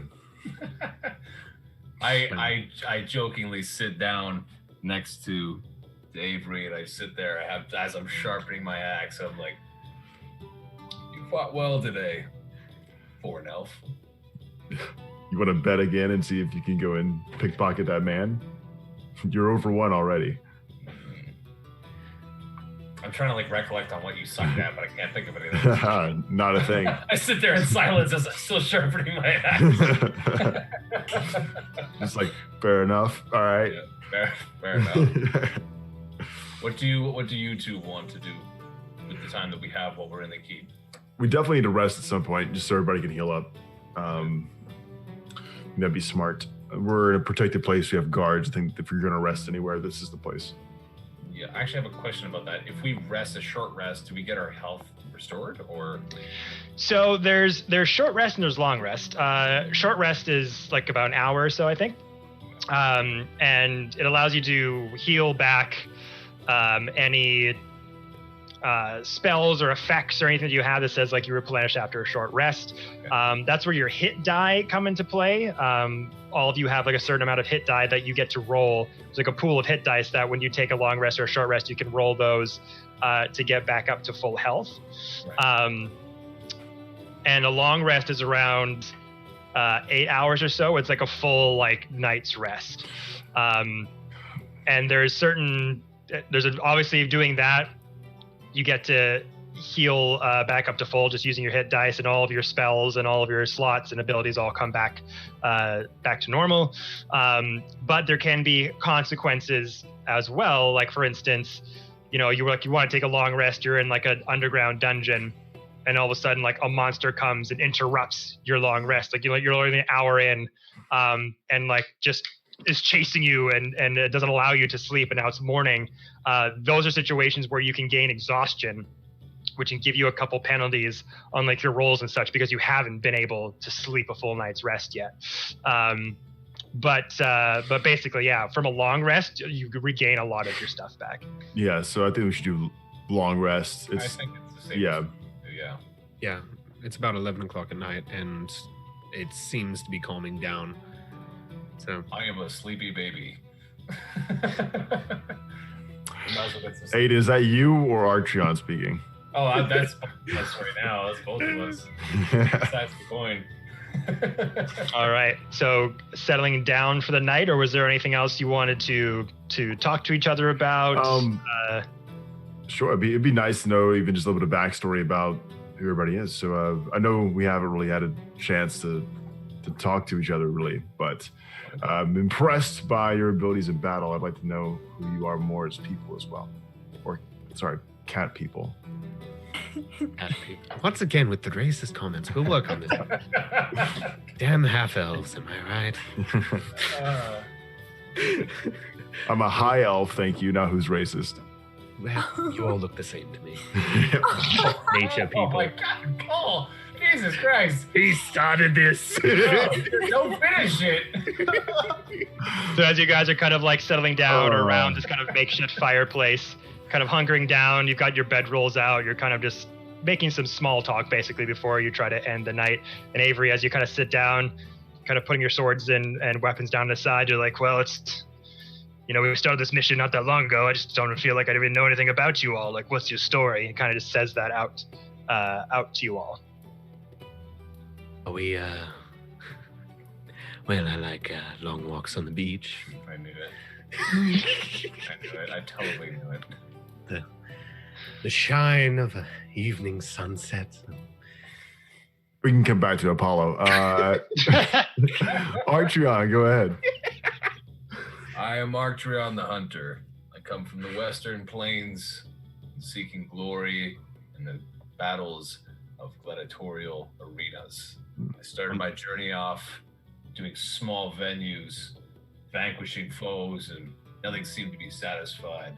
But I did hear of one great gladiatorial arena in which I have destined myself to fight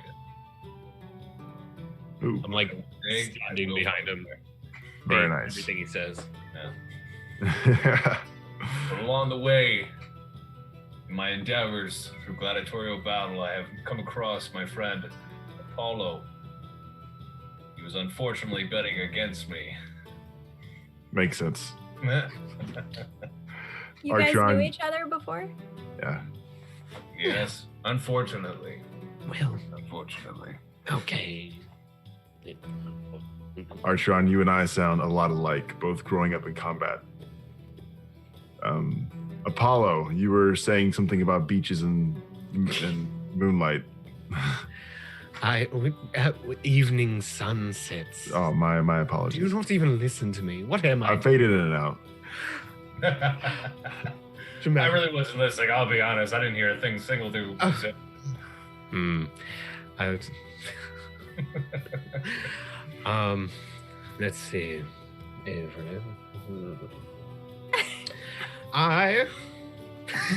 I'm trying to mimic like Sidon's voice. I am a roving noble, gone astray from my family, seeking out to hire adventurers only to berate them because I can. No, I'm not. I just travel around. Yes. Well done. You could just call me the Wanderer. I have been many places. I've been all over the place. I come from up north. It's actually most places that are warmer. This chill that's going. This is nothing. This is if you are not frozen in ice, you're fine.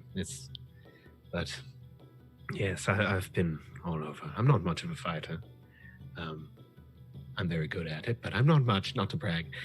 I prefer more long range combat. I'd rather my opponents not see me. Leaves them less opportunity to stab me in the chest.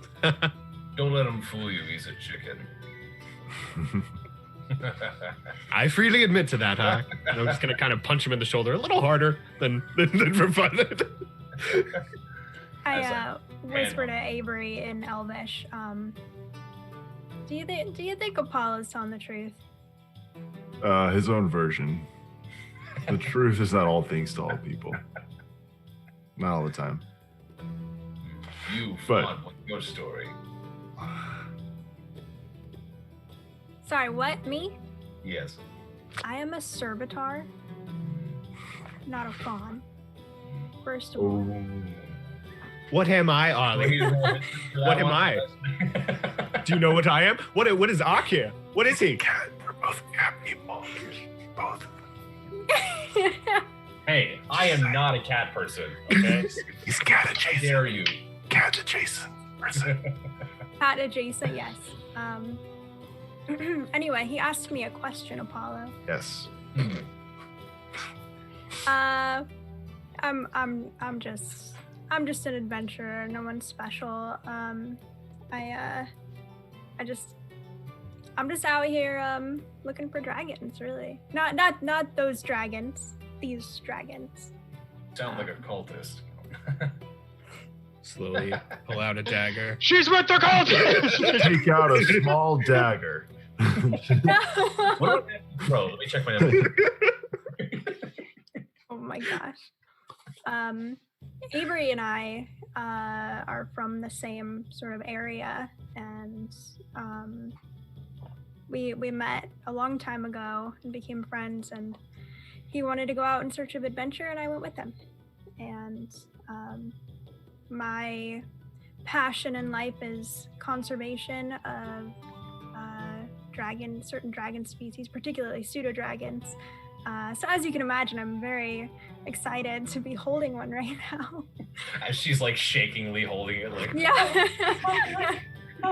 It just sort of curled up still, was wrapped around in its wings and its tail sort of flickered up. kind of awkwardly. Like, Interesting. Is it your deer people? Is it would it be polite or efficient to ride on your back or store? How does that if I were to, in the heat of combat, jump on your back and call you forth like a majestic stallion, would you be mad at me? Would this work? Is this just figuring things out, opening my options, I'm sorry, you're asking if in the heat of a situation you combat can jump onto my... Yes, if he could ride on your back. Yes. What Avery said. Thank you. If it would help, sure. I'm very quick, and I can jump. I think we need to race later, but yes. But don't make it weird, and don't make a habit out of it. Artrion, you ready for another bet? I'll put 10 gold shillings.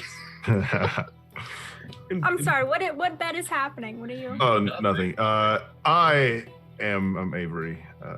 I was changing the subject. But yes, I know Arlie. She and I from the same area. I grew up fighting. It's kind of more of a prestigious role where I come from. My family wanted me to fight for my whole life, just to train, and I was more concerned with other things like history and seeing more than just what the high elves want you to see. And ran to Arlie while exploring, and that led us here. And Avery is, in particular, okay to, if you ever needed a ride. Oh, for God's sakes. Am I the only one that doesn't want to?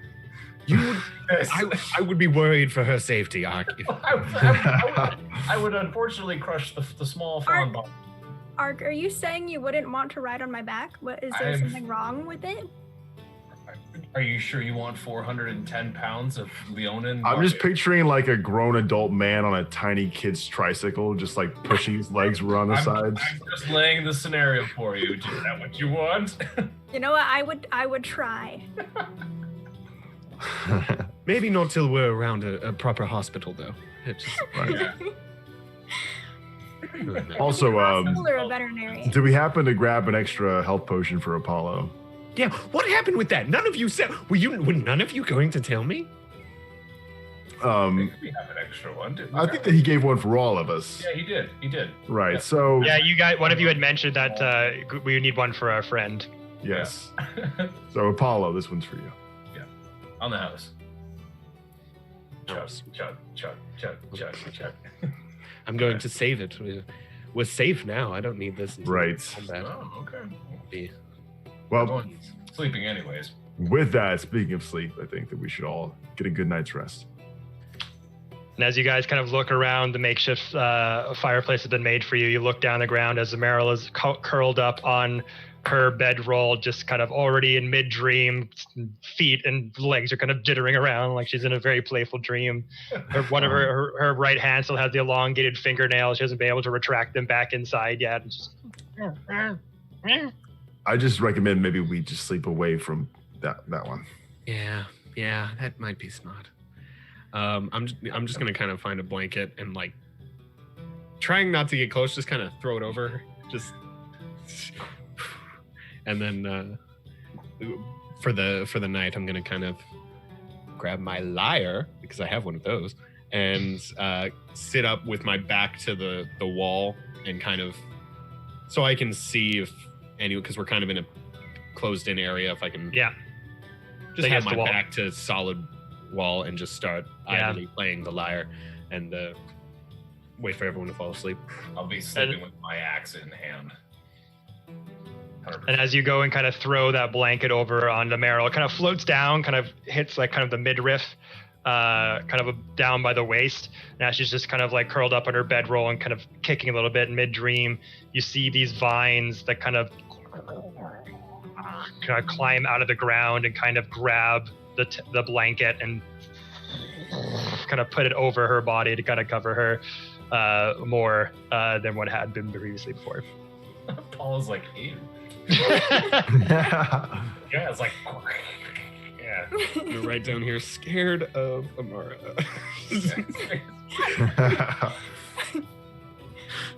Who isn't scared of Amara, really? So going to trying to sleep for the night, get some good night's rest, kind of trying to just get through this night as much as you can. Mm-hmm. Yep. Yes.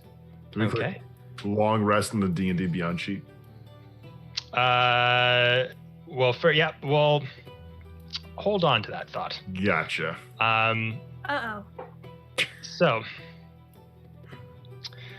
everyone's just like, good night. And you all kind of put your heads down to rest. A couple hours go by as you're all drifting asleep without a care in the world, all very, very exhausted. Your body and your muscles ache and are tired, lungs very hot and heavy from all the heavy breathing, from all the activity you've been up to, running, fighting. You finally get a moment to have a night's rest. Arlie, I need you to make a perception check at advantage.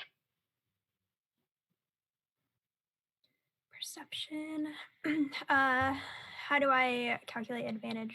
So you just roll it twice and take the larger amount. Okay. 21. 21.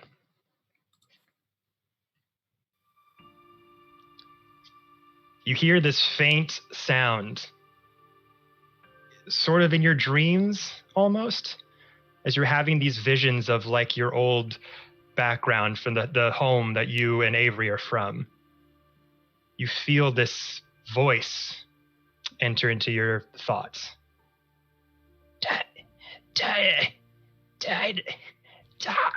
And it's almost like this voice is having trouble speaking. And you're kind of lost in this majestic forest. Fairy lights and things are kind of waving beside you. Beautiful bevy of flowers all around you in this big open lawn. You look around and you see a pseudo dragon in the grass. Looks like it's choking on something almost. And you go over to it. You're like, what's wrong? Go over to it. Its head whips over to you. Its eyes go bright red. Danger! Danger! And you suddenly wake up. Your friends are asleep. The pseudo dragon in your lap is going, rah, rah, rah, rah, rah. It's shouting and screaming, yelping almost as its wings are flapping around the ground, just frantic, being afraid. And it wakes you up. And you suddenly wake up from this fireplace in this courtyard you're in. You look around, everyone around you is passed out. Looks like maybe a few hours have passed. But you're not sure why the pseudo dragon is freaking out. It's flapping around. All of a sudden, some of the nearby villagers are kind of rolling around, and they could kind of hear it squawking, and some of them are starting to get woken up. And then that's when you start to hear it.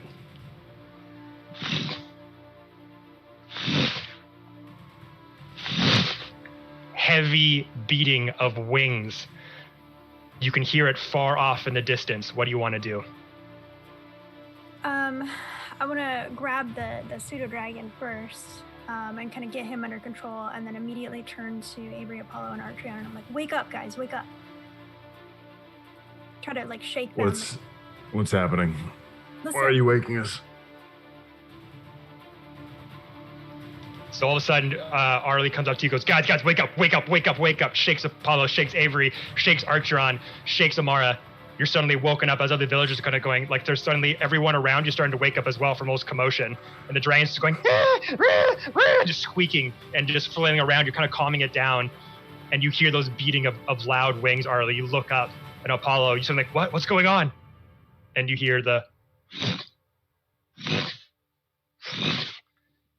Oh no. I'm gonna run for Sidon and just start shouting, get in the cave, as I'm like passing all the villagers and stuff. Just before you even make it to Sidon, you see this vision of a blue adult dragon emerge from cloud cover, a bright orange blast of fire.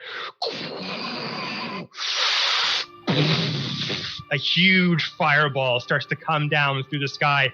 Sidon! Big chunks of the keep wall at the top get ravaged from the fireball as bits of concrete start flying all around you. Villagers inside start to scream and freak out. They all start running inside as the guards open the gates. Get inside, dragon! Dragon! And those giant chunks of concrete that have hit that corner is right above Sidon Gray. Are you trying to sort of get him away from there? Yeah, I'm still like, if he's still good, I'm just gonna try and run in and grab him and just to this out of danger. Just I need you to make a dex check really quickly as you're running over. Use your tabaxi to rush over, your tabaxi speed to rush over as these solid chunks of the wall are starting to come towards you from the blast radius. Straight dex 14. 14 as you get on all fours, the tabaxi, you dodge as these giant chunks go into the ground, ricochet off and hit the other corner of the wall. You're dodging. Make another one as one is coming towards you again. Is it saving throw or just straight dex? Just straight. 7. How much? 7. 7. You miss one, and you're just about to get in his view, and a big concrete chunk hits you square in the chest, and you tumble backwards. You're going to take 4 points of bludgeoning damage as this huge concrete block just knocks you back. And all of a sudden, big chunks of the corner of this wall start tumbling down as the Dawn Grey starts to go, oh! These chunks of concrete just start tumbling all around him and down. The wall isn't broken through, but a big chunk where those guards are have just been flying off. A few of the guards are like coming off to the corner trying to say, dragon, dragon, alerting everybody. And then you hear something outside. A voice coming from beyond the gate walls. And he says, Defenders of Green Nest, this has been a successful night, and I am feeling generous. And if you look out through, sort of through the gates, as it has those kind of sliding holes through it, as you're kind of hearing this voice echo out in the distance, Apollo, you kind of go over and open it to look through. And from the darkness, this creature starts to stride into the dim light of the dying fires around the keep. Although it's kind of shaped roughly like a human, it's at least 7 feet tall, and its skin is covered in blue scales. Its fingers bear like wicked claws, and its face has the muzzle and reptilian eyes of a dragon.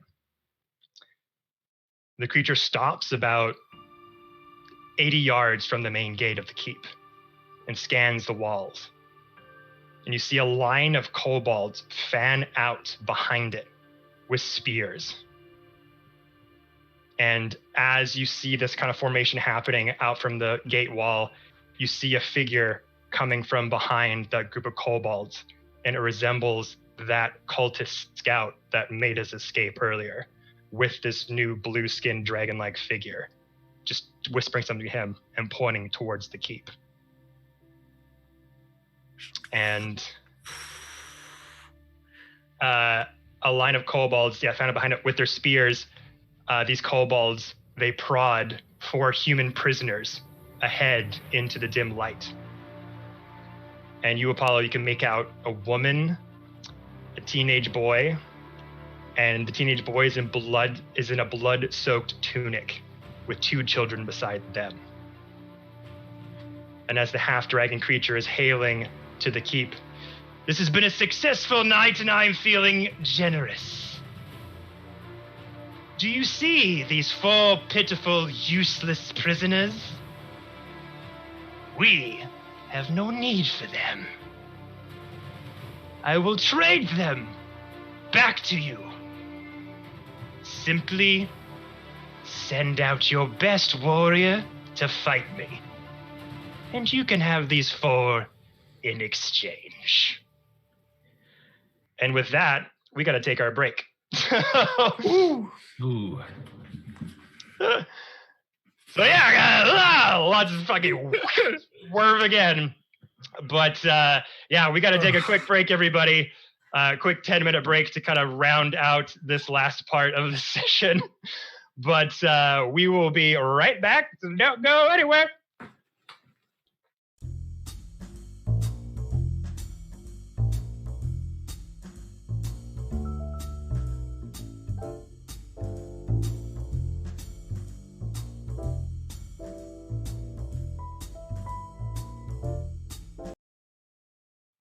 And we are back. Thank you, everybody, for sticking around while we stretched the legs and refilled the drinks.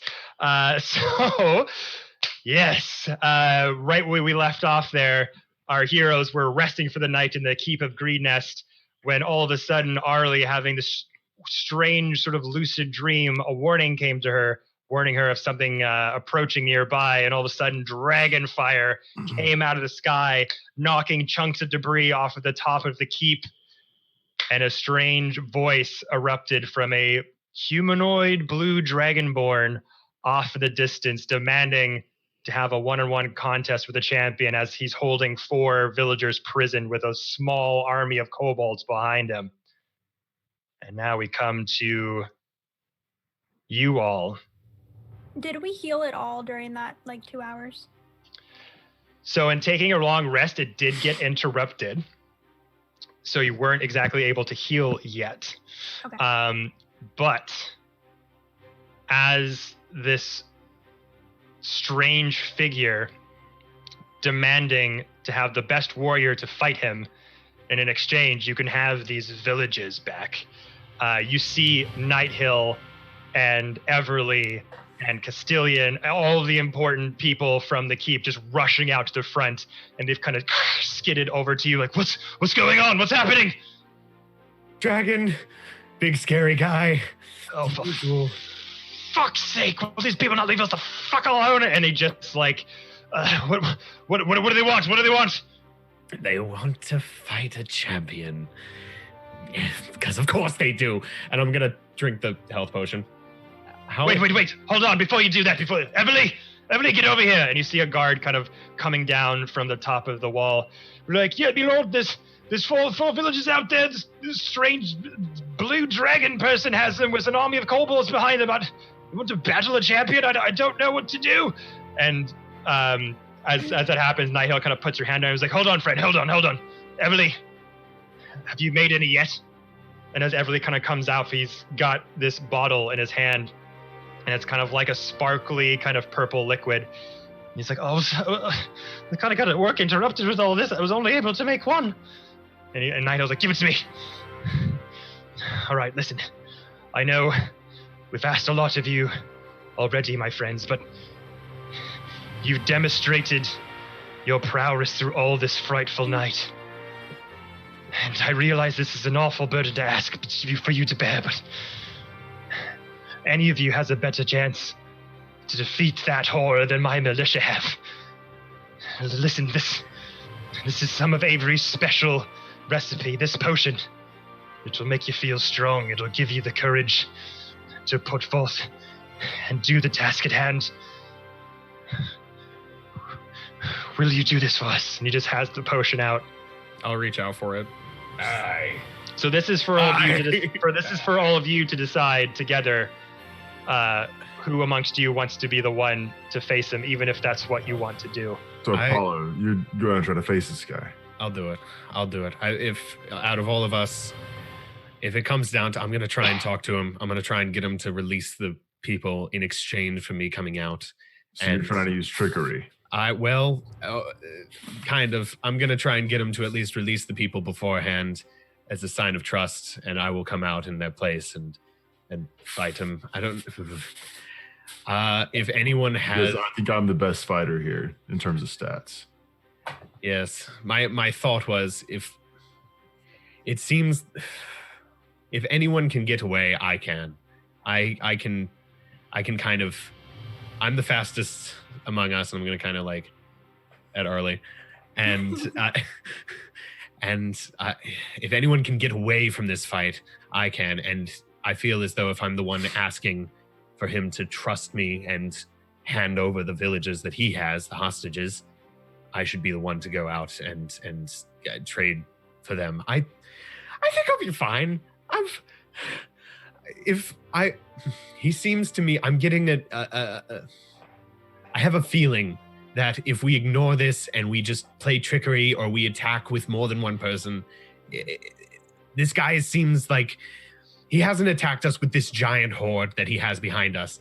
And he's stepped forward and asked for a duel. Now, I don't know about you, but I've read a lot of stories, and villains that pompous tend to just be in it for the entertainment. And if we are not entertaining enough, I feel as though he's going to use that dragon and that horde to take this whole keep. What happens if you get out there? You just got hit by a rock. I'll take that potion. I have another one. I'll be fine. If anything, me going out and you all staying in here to protect, I feel more comfortable with you all being here to protect the civilians should something go wrong. And my plan, if anything, if it gets down to it, I might be able, I have the better chance of running, is my point. And maybe I can distract him, maybe I can pull him away, but... So if he tries to fight you, you're going to run? I don't know. I'm going off a hunch here, and I'm just hoping it's right. And if it's my hunch, I feel as though I should take the punishment for it. Ark and Arlie, what do you think? Everly, I want to know what kind of potion this is. This potion has sort of my own special recipes. It takes a bit longer to make than the normal ones, but this will heal you to your maximum potential. That could be useful. I have a second one. If I need it, I could have one, and then if he looks like he hits hard, if that goes down, I have another one. What if we all go out? I was about to He say said just he said the one. He said just one. He said your best champion. Okay, but and he's there's only one not of them. our real dad. How about instead of going out first, let's at least just open that little sliding door and try to talk to him first a little bit. All right. Try to see a little bit. We can get some knowledge from maybe what he wants, whatever, to be a little specific. To like, why do you need a champion? Why do you need a greatest champion? Why do you want to challenge us? What do we win along with the villagers, as well as, you know? So let's just talk to him first. I can try. Does anyone else want to step forward and talk to him? Yeah, you're pretty persuasive. Yeah, you're the charismatic one. I'm the fighter, so. Okay. And I'm gonna kind of not open the door, but like step out to the top of the wall. Because You want to go up top?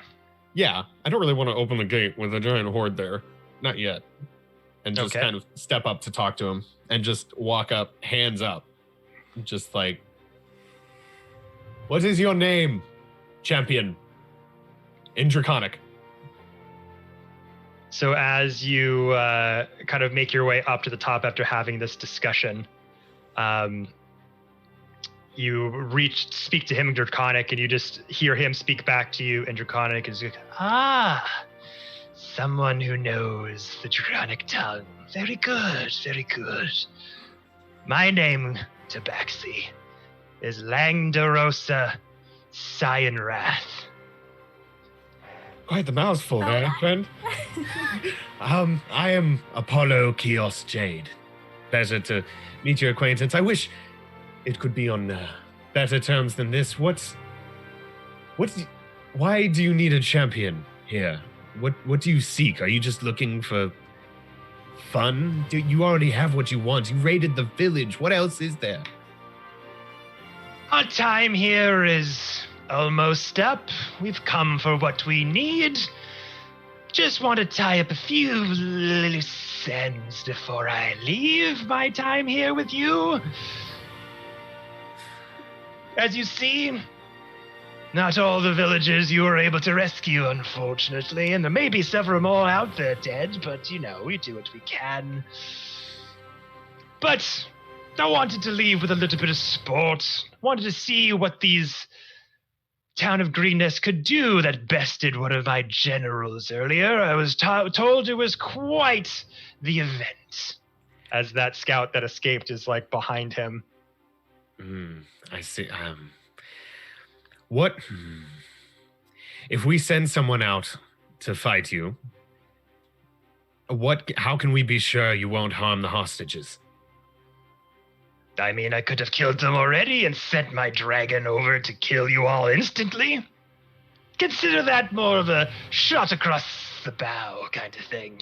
And what if we win? And what if we win? I tell you what. Send out your strongest warrior. I'll release the kids. As you see, there's three of the kids, kind of the one teenager and two younger kids kind of being held by kobolds, and on their side there's the mother on the other side. Send out your champion and I'll send over the children unharmed. Do anything to interrupt this battle. Have the archer shoot at my friends here. The woman will die. You try to run away from this fight. The woman will die. If you're able to best me, my men will leave you alone and we'll move on to our business. But I don't see that quite happening. If we best you, just hypothetically, do we get your spot? You seem like a pretty high up general. And as a fellow follower of Tiamat the Great, I do believe spot in the general's army would be quite fun. Follower of Tiamat, eh? Indeed. Is the dragon like kind of flying around, or is it here? It went. You just kind of see it up top, just kind of circling around in the air. Okay. How about this? I'll give you a counter offer, and as one follower of Tiamat the Great to the other, you release all the hostages in exchange for a champion coming out. You already are getting what you want, and as you said, how about this? Should the champion run away, as you said, or anything, you are free to attack the keep. How about that? You already have all the power here. What is there to lose? Turn over all the hostages in exchange for our champion. I think not, my friend. I could just simply call down my blue boy up there and end you all if you like. I'm giving you a chance here. I'm a sporting sort of person, you see, and I haven't seen anyone quite best my general in quite some time, and that awful sort of red-painted mess that someone in there left behind. I'm curious to test my own mettle against such a person. Send your champion out. I'll trade the kids for your agreement. We'll keep the woman as a kind of safe bet to make sure everyone comes up all right. I see. And I'm going to turn around and go back to the group. Right. You want to fight him or his general? I gave it's a one-on-one. It's a one-on-one, and I don't think well, at least we'll get the kids back. Might not have a mother by the end of the day, but. And for you, Apollo, looking down and getting a good, like a full-on visual of this dragonborn, kind of a bit up from up top, you notice that this dragonborn looks a bit different than usual dragonborns. Again, got these sort of blue scales all around him and various spikes. He's wearing kind of this eclectic kind of purple and gold sort of linens and armor adornment all around him. Has these kind of big pointy shoulder pads. It's like purple all around, gold spikes kind of coming out of it. This kind of gold chainmail that kind of covers his chest with these long flowing purple linens that kind of come down about halfway to his elbow, and another purple linen that kind of comes down past his waist and kind of above his knees. Has a great sword kind of in a sheath with this purple holster inside, and holding a giant spear that is kind of put down as well. And it's got this kind of big horn that jettisons out of his forehead. Great. Is this, from looking down, is this like a dragonborn or is this something else? Can I see?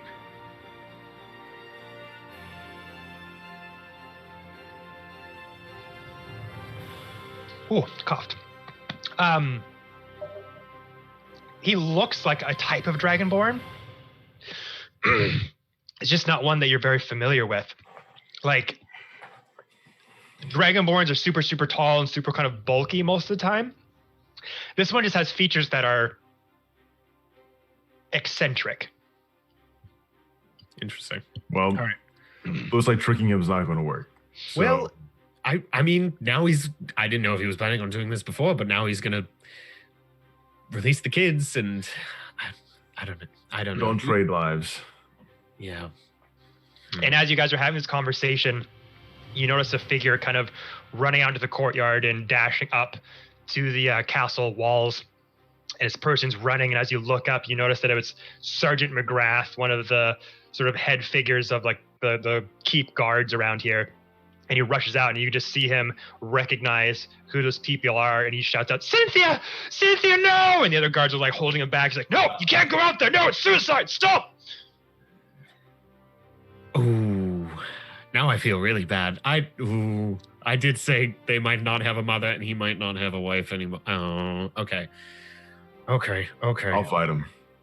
Oh, I'll fight him. I'm expendable. I'm the strong one. Yeah, but the thing is, if I get that potion, everything's redeemed, and I rage, I take half damage from all melee weapons as well. Go for it. Ark has experience with being a gladiator. I mean, one-on-one combat. Myself or Ark. So, do you guys want to roll for it? Want to roll for it? Ark, some of your stats real fast. I just want to make sure that you're gonna be the best for this. What do you want for? What you got? You got your what's your hits and stuff, like your one combat. So got my great axe, which is +4. Everything's +4 for me. I've got +5s and 6s. Okay. But if you've got that, if you can get the half damage from your rage, I think that's worth. I think in the hand-to-hand combat, you might be the best for this. Yep. All right, Ark, you're up. Do it. Let's boogie to the woogie. While this is happening, the villagers, are they like back in like the walls, like in the keep? Yeah, they all got evacuated inside. Right. You're like the only people out in this courtyard. There's just like a pile of stone rubble around in the corner where Is there any way to like Zidane get them? was. Yeah, I guess it's probably best. All right, cool. All right, if they're safe, then up to you, Ark. As I gingerly grab the vial, look at it, give it a shake, pop the cork, throw it back. Okay, so you're choosing Arctreon as the champion. Okay. So Arctreon, as you kind of take the bottle from Everly, as Nighthill's kind of directing traffic as the last remnants of the villagers go up inside the keep, you have that bottle. It's just purple, sort of swirling liquid with a little bit of glittery texture to it. You kind of sniff, you're like, oh, it smells like rotting eggs. It's not very pleasant at all. But you just kind of take a deep breath. Drink the whole thing top to bottom. And as soon as that liquid hits your lips and goes down your gullet, it's like this white hot fire at first that turns to this blistering cold. And you can feel the cold liquid kind of going into all of your veins and throughout your whole body, like a shot of morphine just coming through you. And almost like a shot of adrenaline quickly follows it, as all of a sudden you just feel your heart beating like 2 times faster. The veins in your arms kind of like start to pulse and sort of bulge out a little bit as you just, this surge of energy starts rushing through you. Everything is replenished. You're at full HP. You have pretty much all the benefits of a long rest. Suddenly crunch those numbers for a second. Oh, there we go. So if you go on your character sheet, you should be able to just select long rest and it'll give you everything that you need. And your HP, you can just put it to full. Yep. And yeah, so then I have all my, let me just check my features and traits. There we go. All right. I am supposedly ready. Okay. So as you kind of discuss who's going to be the best candidate forward, Avery and Archer, be like, all right. And as the Leonin kind of describes his abilities and his prowess for hard battle and all this, you just kind of make the decision like, all right, the 3 of us will be behind here in case something happens. Want to protect the people. It's most important. Archeon takes that potion, guzzles it down, and Everly just looks at you one last time. Godspeed, my friend. May the gods be with you. And he runs back inside the keep.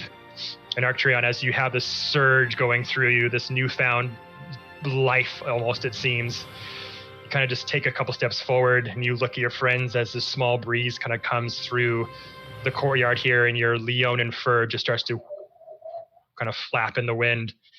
You got your axe out, you look behind. Deep breath. You just look at the guards. Deep nod.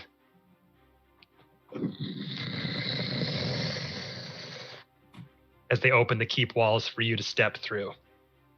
So if you look at the Roll20 map. Yep. Put your character right there.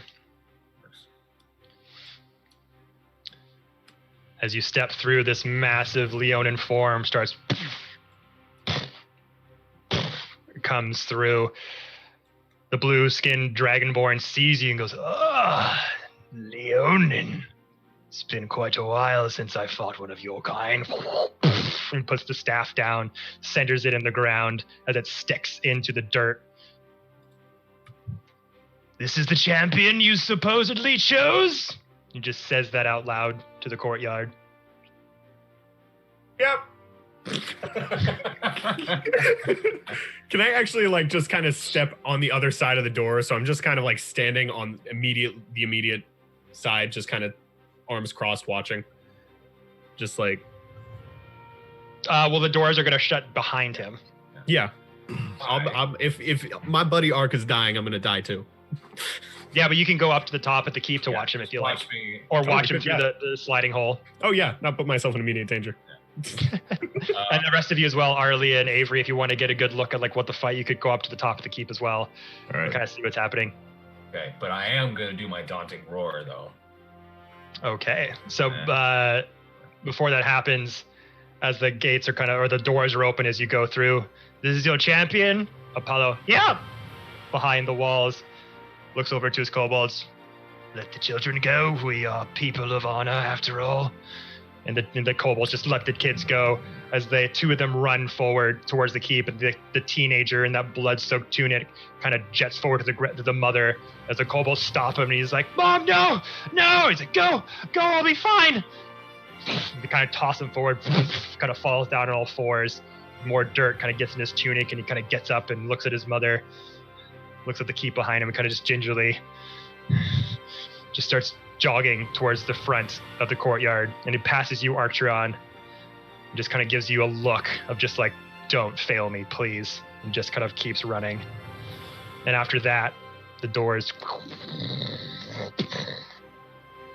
close. And he looks at you, Archeron. "Well then, shall we, friend?" Yeah, and that's when I say nothing else. I just let out this daunting roar. I say nothing. Okay. As you let out that daunting roar, all of a sudden, you take your great axe, put it into the ground as it sticks into the dirt, take off any kind of linen that's going to encumber you in this fight so you're freer to kind of move your limbs around and your shoulders and your legs. As soon as you smack down that axe, loud roar echoes out into the night.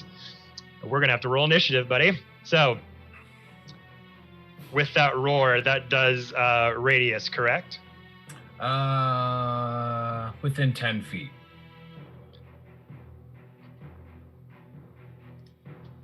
I am not within 10 feet, am I? Just out of it. Can I take a step forward and like take a few steps forward and then do it? Like as I'm just walking up. I will let you hold on to it for the fight. Gotcha. So we can just say that the roar was for flavor, Okay. but you can wait till you can get more close range to be able to just like roar right in his face and try to intimidate him. All right. But here we go. The battle for the villagers is on. Okay. Well, I am gonna. So what was your initiative roll? Oh, my initiative roll. Sorry. Oh. 17. 17. Okay, so you are gonna be going first. Beautiful. I'm gonna be right in his face. So you're allowed to move up your guy. Yep. So you put down. You kind of had the axe. He has his spear next to him in the ground too. Pick up your axe in the ground and just run right towards him. What are you gonna do? There you go. My thing. Can I move my character up to where I can see? Yeah. All of you can move your characters wherever you like. So I'm gonna rage, and then I am gonna swing my great axe, try to cleave his head clean off. Okay, so just going in right for a hit. Yeah. As you go off and just your muscles are bulging once more as you rage, and just your body just becomes a bit more bigger as the adrenaline is surging through you. Take your great axe, go for a hit. This is already not turning out to be that well. 6. A 6. 6. But I can do my unarmed strike. You can do an arm strike, but as you go for the great axe, you kind of, and this whole time, this blue-skinned dragonborn that's kind of in this humanoid sort of stature is just standing perfectly still. And as you go for a strike down, you just his shoulder just moves out of the way. The heaviness of the axe hits the ground, and you try to go in for an unarmed strike. Okay, so I do have to roll and hit for that one, right? Yes. 16. 16 just misses as you go in for a backhand with your enormous forearm and bulging bicep. His hand just stops it. Kind of moves him a bit, but he just has his hand up and puts your hand down. I don't think I can do my daunting roar, right? As another bonus action, I don't think I can. No, because you used your bonus action to use your unarmed strike. Yep, okay, I can't do, can I ready a weapon? Or ready So you can't rate an action once you've done your action sort of thing. It's kind of a thing, so like in combat you can, ready an action. Yeah. Action. So readying an action is kind of, you're readying a thing to happen and you're waiting for the reaction to happen to pull it off. Yeah. So like hiding behind a rock, I'm gonna hold, but you've already used your action to attack, you see? So it's kind of hard. Usually you're saving your action to ready it kind of thing. Okay. Right. There's not much I can do after that then. 2 misses, unfortunately. And that's Cyan, Wrath, going for that hit with the axe, move out of the way, go for the backhand. I thought Leon was supposed to be strong. And he goes in for his attack as he kicks up the spear. He is going to attack twice. Okay. Did you rage? Yeah, I'm raged. So it's He did rage.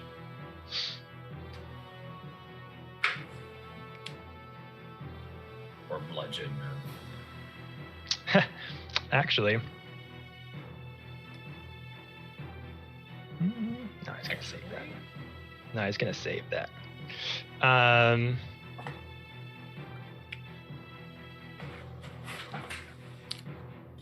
Yeah, so he's gonna kip up. As he has his spear kind of in the ground, actually, he's gonna leave it there as he's stuck in the ground, and as he blocks that attack, he takes out his great horde and he's gonna make 2 attacks against you with it. Okay. So the first one, an 8 to hit. No. What's your armor class? 15. 15, that's gonna miss. Fuck. Second one is a 10. So both are going to miss. All right. As he kind of blocks that hit and takes up his greatsword. With your Leonin speed and reflexes, you're able to kind of dodge them as well as you're in close proximity, just dodging each other's attacks, going blow for blow. It is your turn. Okay. Now can I do the daunting roar? Yes, you can. I shall do the daunting roar. Okay, so as that happens, kind of misses with his great axe or his great sword attacks. Just one more giant roar right in his face in defiance. As you missed a couple, he missed a couple. It's just pissing you off, and all the kobolds behind this dragonborn just go. Whoa! They just kind of cower behind him and kind of take a couple of steps back. So I believe I have to make a throw, correct? Death saving throw, yes. Sorry, wisdom saving throw. Wisdom saving throw. Okay. Sorry, my bad. So he got 16. Oh, so that's not good. kind of scared. Did it pass? What was the... So it'll say in the move, it'll say DC that it needs to pass. 12. Yeah, so unfortunately, That's fine. Not scared enough as you just try to intimidate him. The kobolds behind him are super like afraid of you and they're kind of backing away, but he's just standing there, not impressed. Takes the spear out and just points it at you. Okay. Good. Swing of the great axe again. So your bonus action for the Daunting Roar, gonna do an action to hit with the great axe. Oh, he's so close to the goddamn 20. Oh my god. Oh, no! 12. 12. Once again, roar! Take up the axe. Takes up that spear and just, the sword. You're just going blow for blow, metal on metal, but nothing is hitting a body part quite yet. Anything else? That's all I could do. Okay. So as your axe is meeting his greatsword, going blow for blow, he is gonna try to make... same thing. He's going to go for 2 attacks with the greatsword. Yep.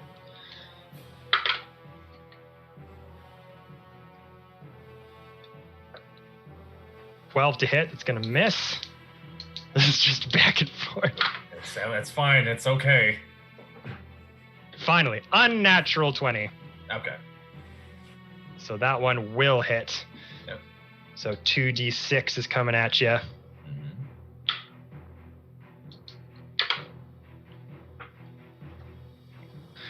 So that's 13 points of slashing damage, but it is going to be halved, correct? Because you're raging? Yes. So we'll say 6. It was round down. So as that happens, you got your great axe and the great sword. Ching, ching, ching. You just see Archridge going to town on the Dragonborn. He's just kind of impressed as you kind of meet in the middle and start circling around, goes in for one more hit. King kind of blocks high and kind of able to slice your calf muscle, but as it happens, you just not even phasing, but you took a pretty good hit in the calf muscle there as he slides it up and slicks it up and dances around. He's like, you gotta watch your feet work, my friend. But that'll be his turn there. Alrighty. I'm still swinging this axe, man. All right, make an attack with the axe. 20. 20 hits. Yeah. Roll damage. With, 6. 6 points of damage. Yeah. 6 points of damage. I think +2 because I'm raging. +2. Yeah, +2 because you're raging. So 8. Okay, so as that happens, you kind of able to get your calf muscle. Gotta watch your feet, Fôlkvangr. Take your axe, king, king, kind of bop him in the snout of his dragonborn nose, and take your axe and just able to slice up the middle of him. Falls down on his butt, just staring down at him, answering back from his hit earlier. Okay. He just kind of looks up at you. Gets back up from his great sword. But I can do an unarmed strike, so I am gonna swat at him one more time. Okay. Please, please, please, please, please, please. 23. 23 will hit. And it's just an undefined 3. So he takes an extra 3 points of damage, able to bop him in the nose and kind of do an upswing, take him off on his back, and kind of hit him straight in his chest with your foot. And you go to hit him again, he kind of rolls out of the way and gets up on his feet. Okay, that is all I can do. Okay. So as he kind of gets back up and holding his chest from that impact, he's like, all right. I see you've got some moves there, Leonin. Maybe I'll start to try a little bit harder now. And he just rushes at you. So he's going to make 2 attacks once more with his great sword. In case anybody's wondering, I am shaking. I am extremely nervous. I'm over here should I have gone? Yeah. Let's see. Ooh, that's going to be an 11 to hit. That's going to miss. That's a 16 to hit. So you got me. Okay. So that's going to be another 2d6. Oh, low. 6 points of slashing damage. Okay, but 6 points, or is it 3? Right, so it's 3. Yeah, because you're raging. So he's able to kind of just lightning speed, just kind of get in quick. And he goes again up for a swipe, but you got your axe. Able to kind of just graze your ribs just a little bit as he goes for a forward lunge. Again, just breathing it off, not paying much attention. And you're still just like circling each other around in front of this keep. So it's your move. Yeah, swinging that great axe again. Okay. 17. 17 just hits. Roll damage. 12. 12 points of damage. Yeah, 10 plus the 2 because it's rage. And then I am going to do the unarmed strike as well. For 2-weapon fighting, yep. Yeah, let's hopefully it hits. That's a 22, and that's another 3 points of undefined. Whew. So 3 plus 12.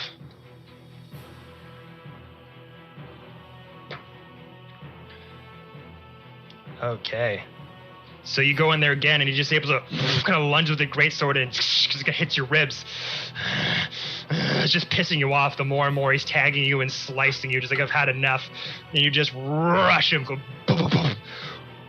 Elbow to the face, get through his defenses, take that axe. Get a big, huge chunk off of his shoulder armor there. Flies off. Big, huge right hook to his face, just his 3-pronged attack. Starts to fall over his butt, and in the kobolds are looking around like, who is this person? Like, this is they're witnessing something that they've never seen before. That you're getting very, like, you're besting this blue dragonborn skin, and he's just. You have an army. We have a Hulk. I mean, Archeon. With every hit he's hitting, he's thinking he's going to do way more damage than it does, but you just don't even flinch. Just this unwielding energy and vibration going through you that just making your skin kind of numb to all the hits he's doing. And every crossguard and every time your metals kind of clank together, you're able to just get in there and get closer into his face. And he's not used to the onslaught of attack that you're matching his energy with. Takes a hit, sit back on his butt.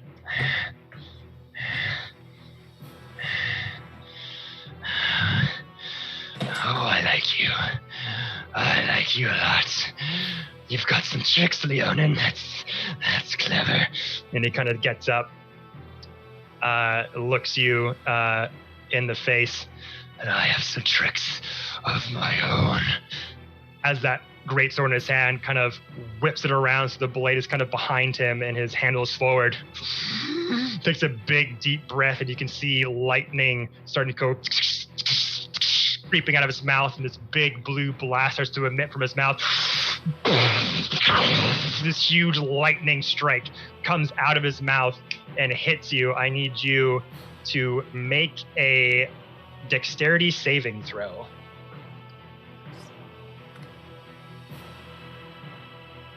$17.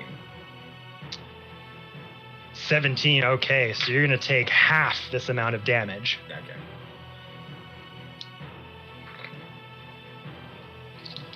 It's going to be 4d10 lightning damage. I got 5 on the Leonin.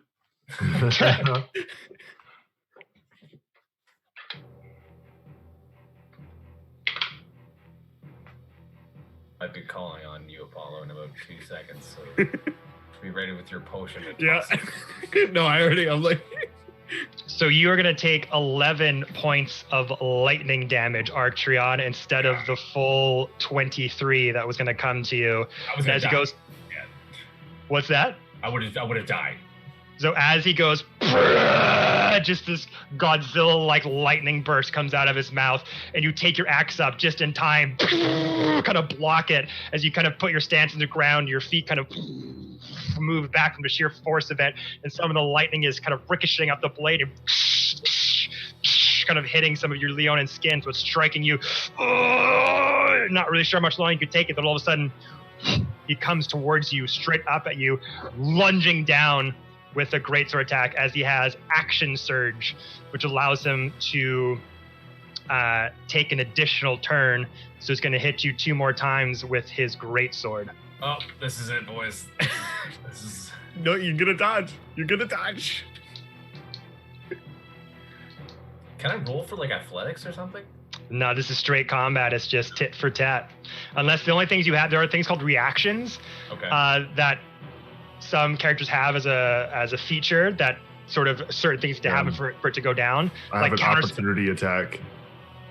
So that's when you, if they leave your vicinity, you can have an opportunity attack. Everyone, I think, has that as a feature. Yeah.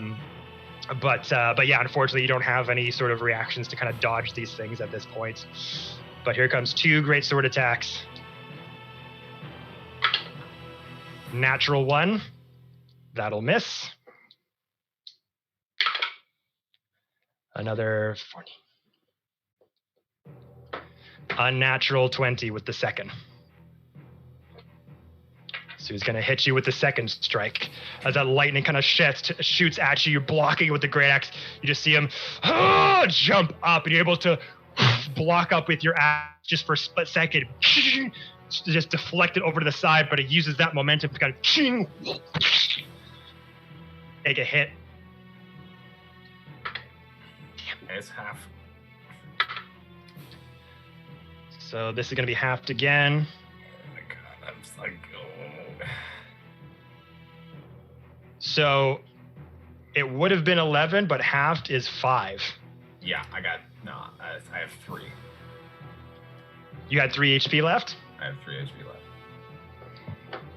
So as that happens, you see this Dragonborn emit this huge lightning blast. Then all of a sudden, out of nowhere, this Dragonborn just lightning quick jumps up and lunges, gets deflected, able to turn the deflection right into a strike into Archeon's gut.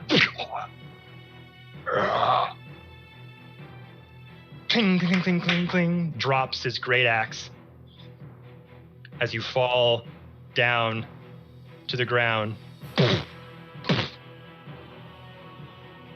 Archeon is down. I'm gonna immediately just bolt. I'm getting over there. I'm gonna get over there. As you run, the guards try to stop you. It's like, no, the woman's gonna die if you don't do this. I'm not gonna attack. Get out. The fight's over. He lost. I'm not letting him die. And I'm like shouting that out so they can hear it as well. Just. Where's a bar here? I'm still standing from the top. Like now I'm kind of like on the edge up top. Just is the blue dragon dude going in for like a finishing blow, or is he done?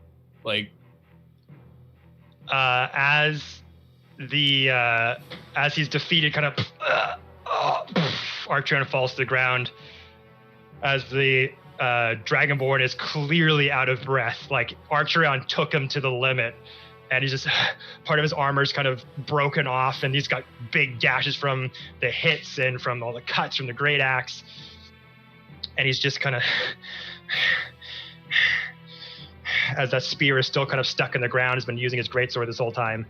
Archeon's just on the ground, holding that wound from his gut from the sword hit. He's just kind of catching his breath.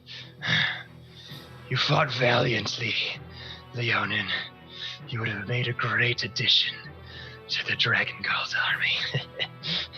And are you trying to come out through the front doors, Apollo? Yeah, full on. Like with like I'll drop all my weapons just on the floor in the courtyard. Just take my coat off. Just drop everything except for the health potion, and just literally run over. Like one hand up, one hand with a health potion, and just like you won. That's it. Isn't Amara with us too? In Draconic. Do something. Amara, yeah, she's up. She got woken up with everything as well. She's just kind of standing by as this commotion. You see Apollo kind of come up from the top near you guys and kind of run down, and the guards are just like standing there by the door, like, no, we don't want any more people to die here. We're trying to do the right thing, and they just got their hands kind of put out like this. I'm just shouting in Draconic, trying to be as scary as possible. Get out of my way, and like trying to kind of move them out. Make an intimidation check. 15. 15.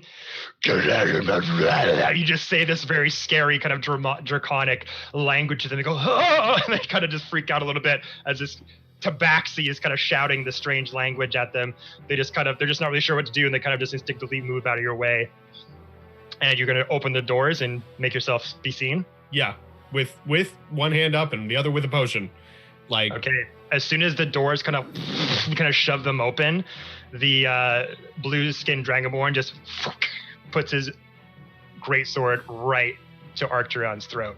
And the other kobold has a dagger right by the mother's throat. Just standing still at the doorway, and in it just every conversation with this dude in Draconic, just trying to get as many points as possible.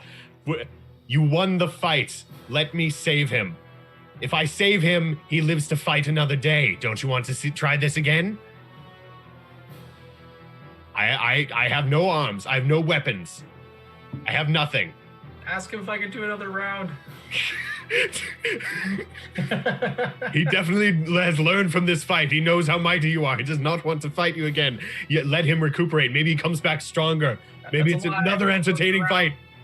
You're dead. Shut up. Puts his sword down to his throat. Puts his sort of dragonborn feet over his chest. I don't want to see you or any of your ilk interfering with any of our plans ever again. Let this be a lesson. If you cross us, you will go down. Your villages will burn in the ashes of the dragon cultists. Fair enough. We have learned how strong you are. We fear your might. We will never cross the cult again. All praise be to Tiamat.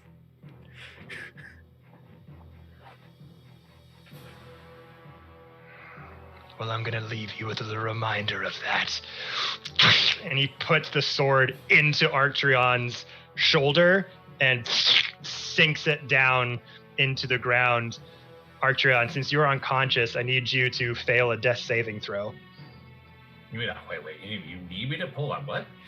So when you fall unconscious, if this battle were to continue, like if we were initiative, you would be rolling death saving throws in your turn to try to stay alive. Because right now you're unconscious.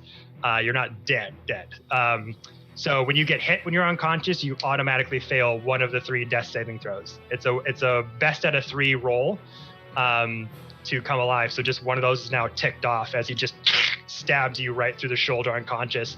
And just hear Arcturion just a big roar come out of his gullet as he sticks his sword right into his shoulder. Let that be a lesson to you, Leonin. Don't ever mess with me again. And takes the sword out of your shoulder. So I need to roll for 1 dexterity. The death saving throw is failed. So you just automatically fail 1 of 3. Oh, okay. For being hit unconscious. Okay, but so I still need to roll another 2 then. Correct. When it comes to that. But for now, he's just kind of done that and puts the foot on your chest.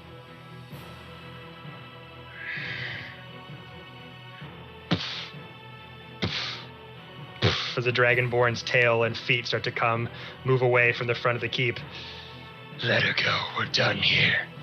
And the kobold releases the woman, runs towards the front of the keep, towards your arms, Apollo, and she just like collapses into them. Get off of me! And I'm gonna run over there.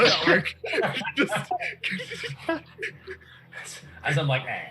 Yeah, just pop the cork on that healing, but shove it in his face. And as you see, you start to see the rest of the cultists and this Dragonborn just start to walk away back into the night, away from all of you. And after they've gotten some sort of distance between you, Apollo, you kind of wait for there enough distance to be there, and then you rush to your friend Arcturion on the ground. Healing potion in the face, just almost violently. Roll for the heal. I do not have those. What is that? Oh, it's just a normal healing potion. So I believe it's a D8 plus 2. that would be 8. Oh, 2d4 plus 2, sorry. Okay.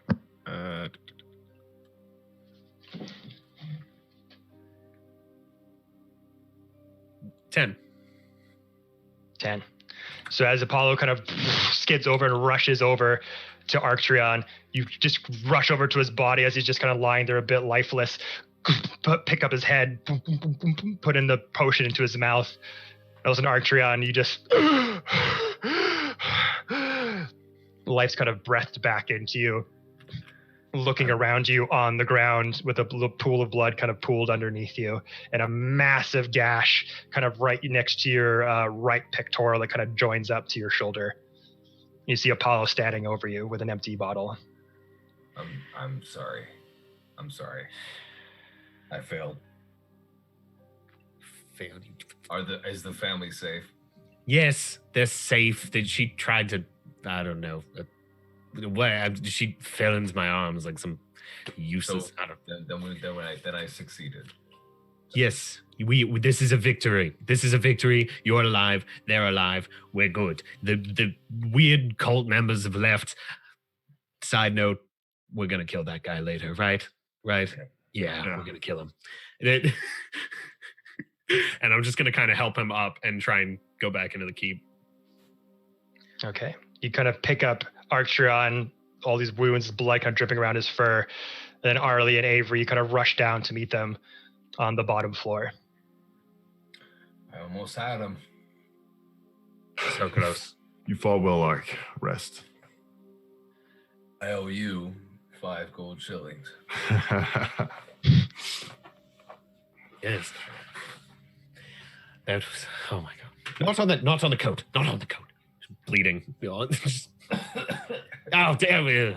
All And you that see- and for what? Freaking boys, I swear. And after you come inside, you see Night Hill kind of come out from the front doors of the inside of the keep with a few doctors, people in kind of like medical kind of gowns. Looks like they've been trying to heal other people inside. He goes, quickly! And he's kind of all rushing towards you at this moment. Are you okay, friend? No. He's badly injured. No. Take him inside. Yeah. And they're kind of like the healers kind of come up to you and kind of take your arms and start to escort you inside the keep. Did that family reunite? Oh yeah, they're like up in like as soon as those doors open, the mother that kind of ran in through rushes up to the children and the teenager, and they're just hugging each other like, I'm so glad you're safe. I'm so glad. I'm sorry I couldn't do anything. And they're just like huddled together inside. As they're pulling me in, I'm like looking over to make sure that they met their family. As I'm like making sure as I'm being pulled into this little area here. Yeah, as you're getting kind of assisted by these healers kind of inside, and you see the family kind of huddled together, hugging each other. They kind of all just kind of see you coming inside the keep, and they all look at you, and they all just rush to you. The teenager, the 2 kids, and the mother all just swarm you with hugs. There's like, thank you so much. The healers just kind of back off for a second as they just kind of rush you, and it kind of hurts, like your wounds are still kind of fresh. Like, we're alive because of you. Thank you so much. You're welcome. Thank you. That hurts. I'm glad. And as you all kind of recoup inside, the Night Hill kind of approaches you, says, I'm so sorry, friend.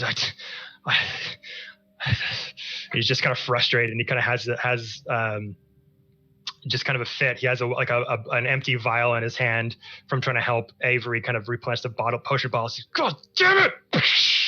Crashes it on the ground. Just kind of out of breath. He's like, we are not going to let this stand. You hear me? We are not going to let this stand. We are not going to let them get away with this. We are going to strike back. We're going to strike back. We're going to find out where they're going. We're going to answer back. Yeah. At this point, I'm dead at this point.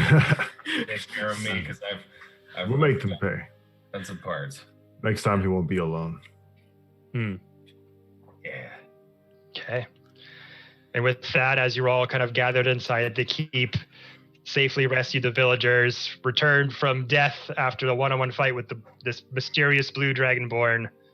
That's where we're going to have to end the session, everybody, because I know it's very late for our Eastern friends, Eastern time friends, as we had a later session. But yeah, everyone, we're going to end it there for now. Thank you, everyone who watched tonight and joined us on a later stream. Hope you had a good time as always. But that concludes this chapter with these dragon cultists. And now we're going to find out what you guys are all going to do in the wake of this and what your next moves are going to be as we pick up the following morning. So thank you guys so much. We will see you next Saturday, hopefully, and hopefully the great Meryl will be here as well to play along. This would have been awesome with her by the side. But yeah, we will see you guys all next week. Have a good one. See you next time. Bye-bye.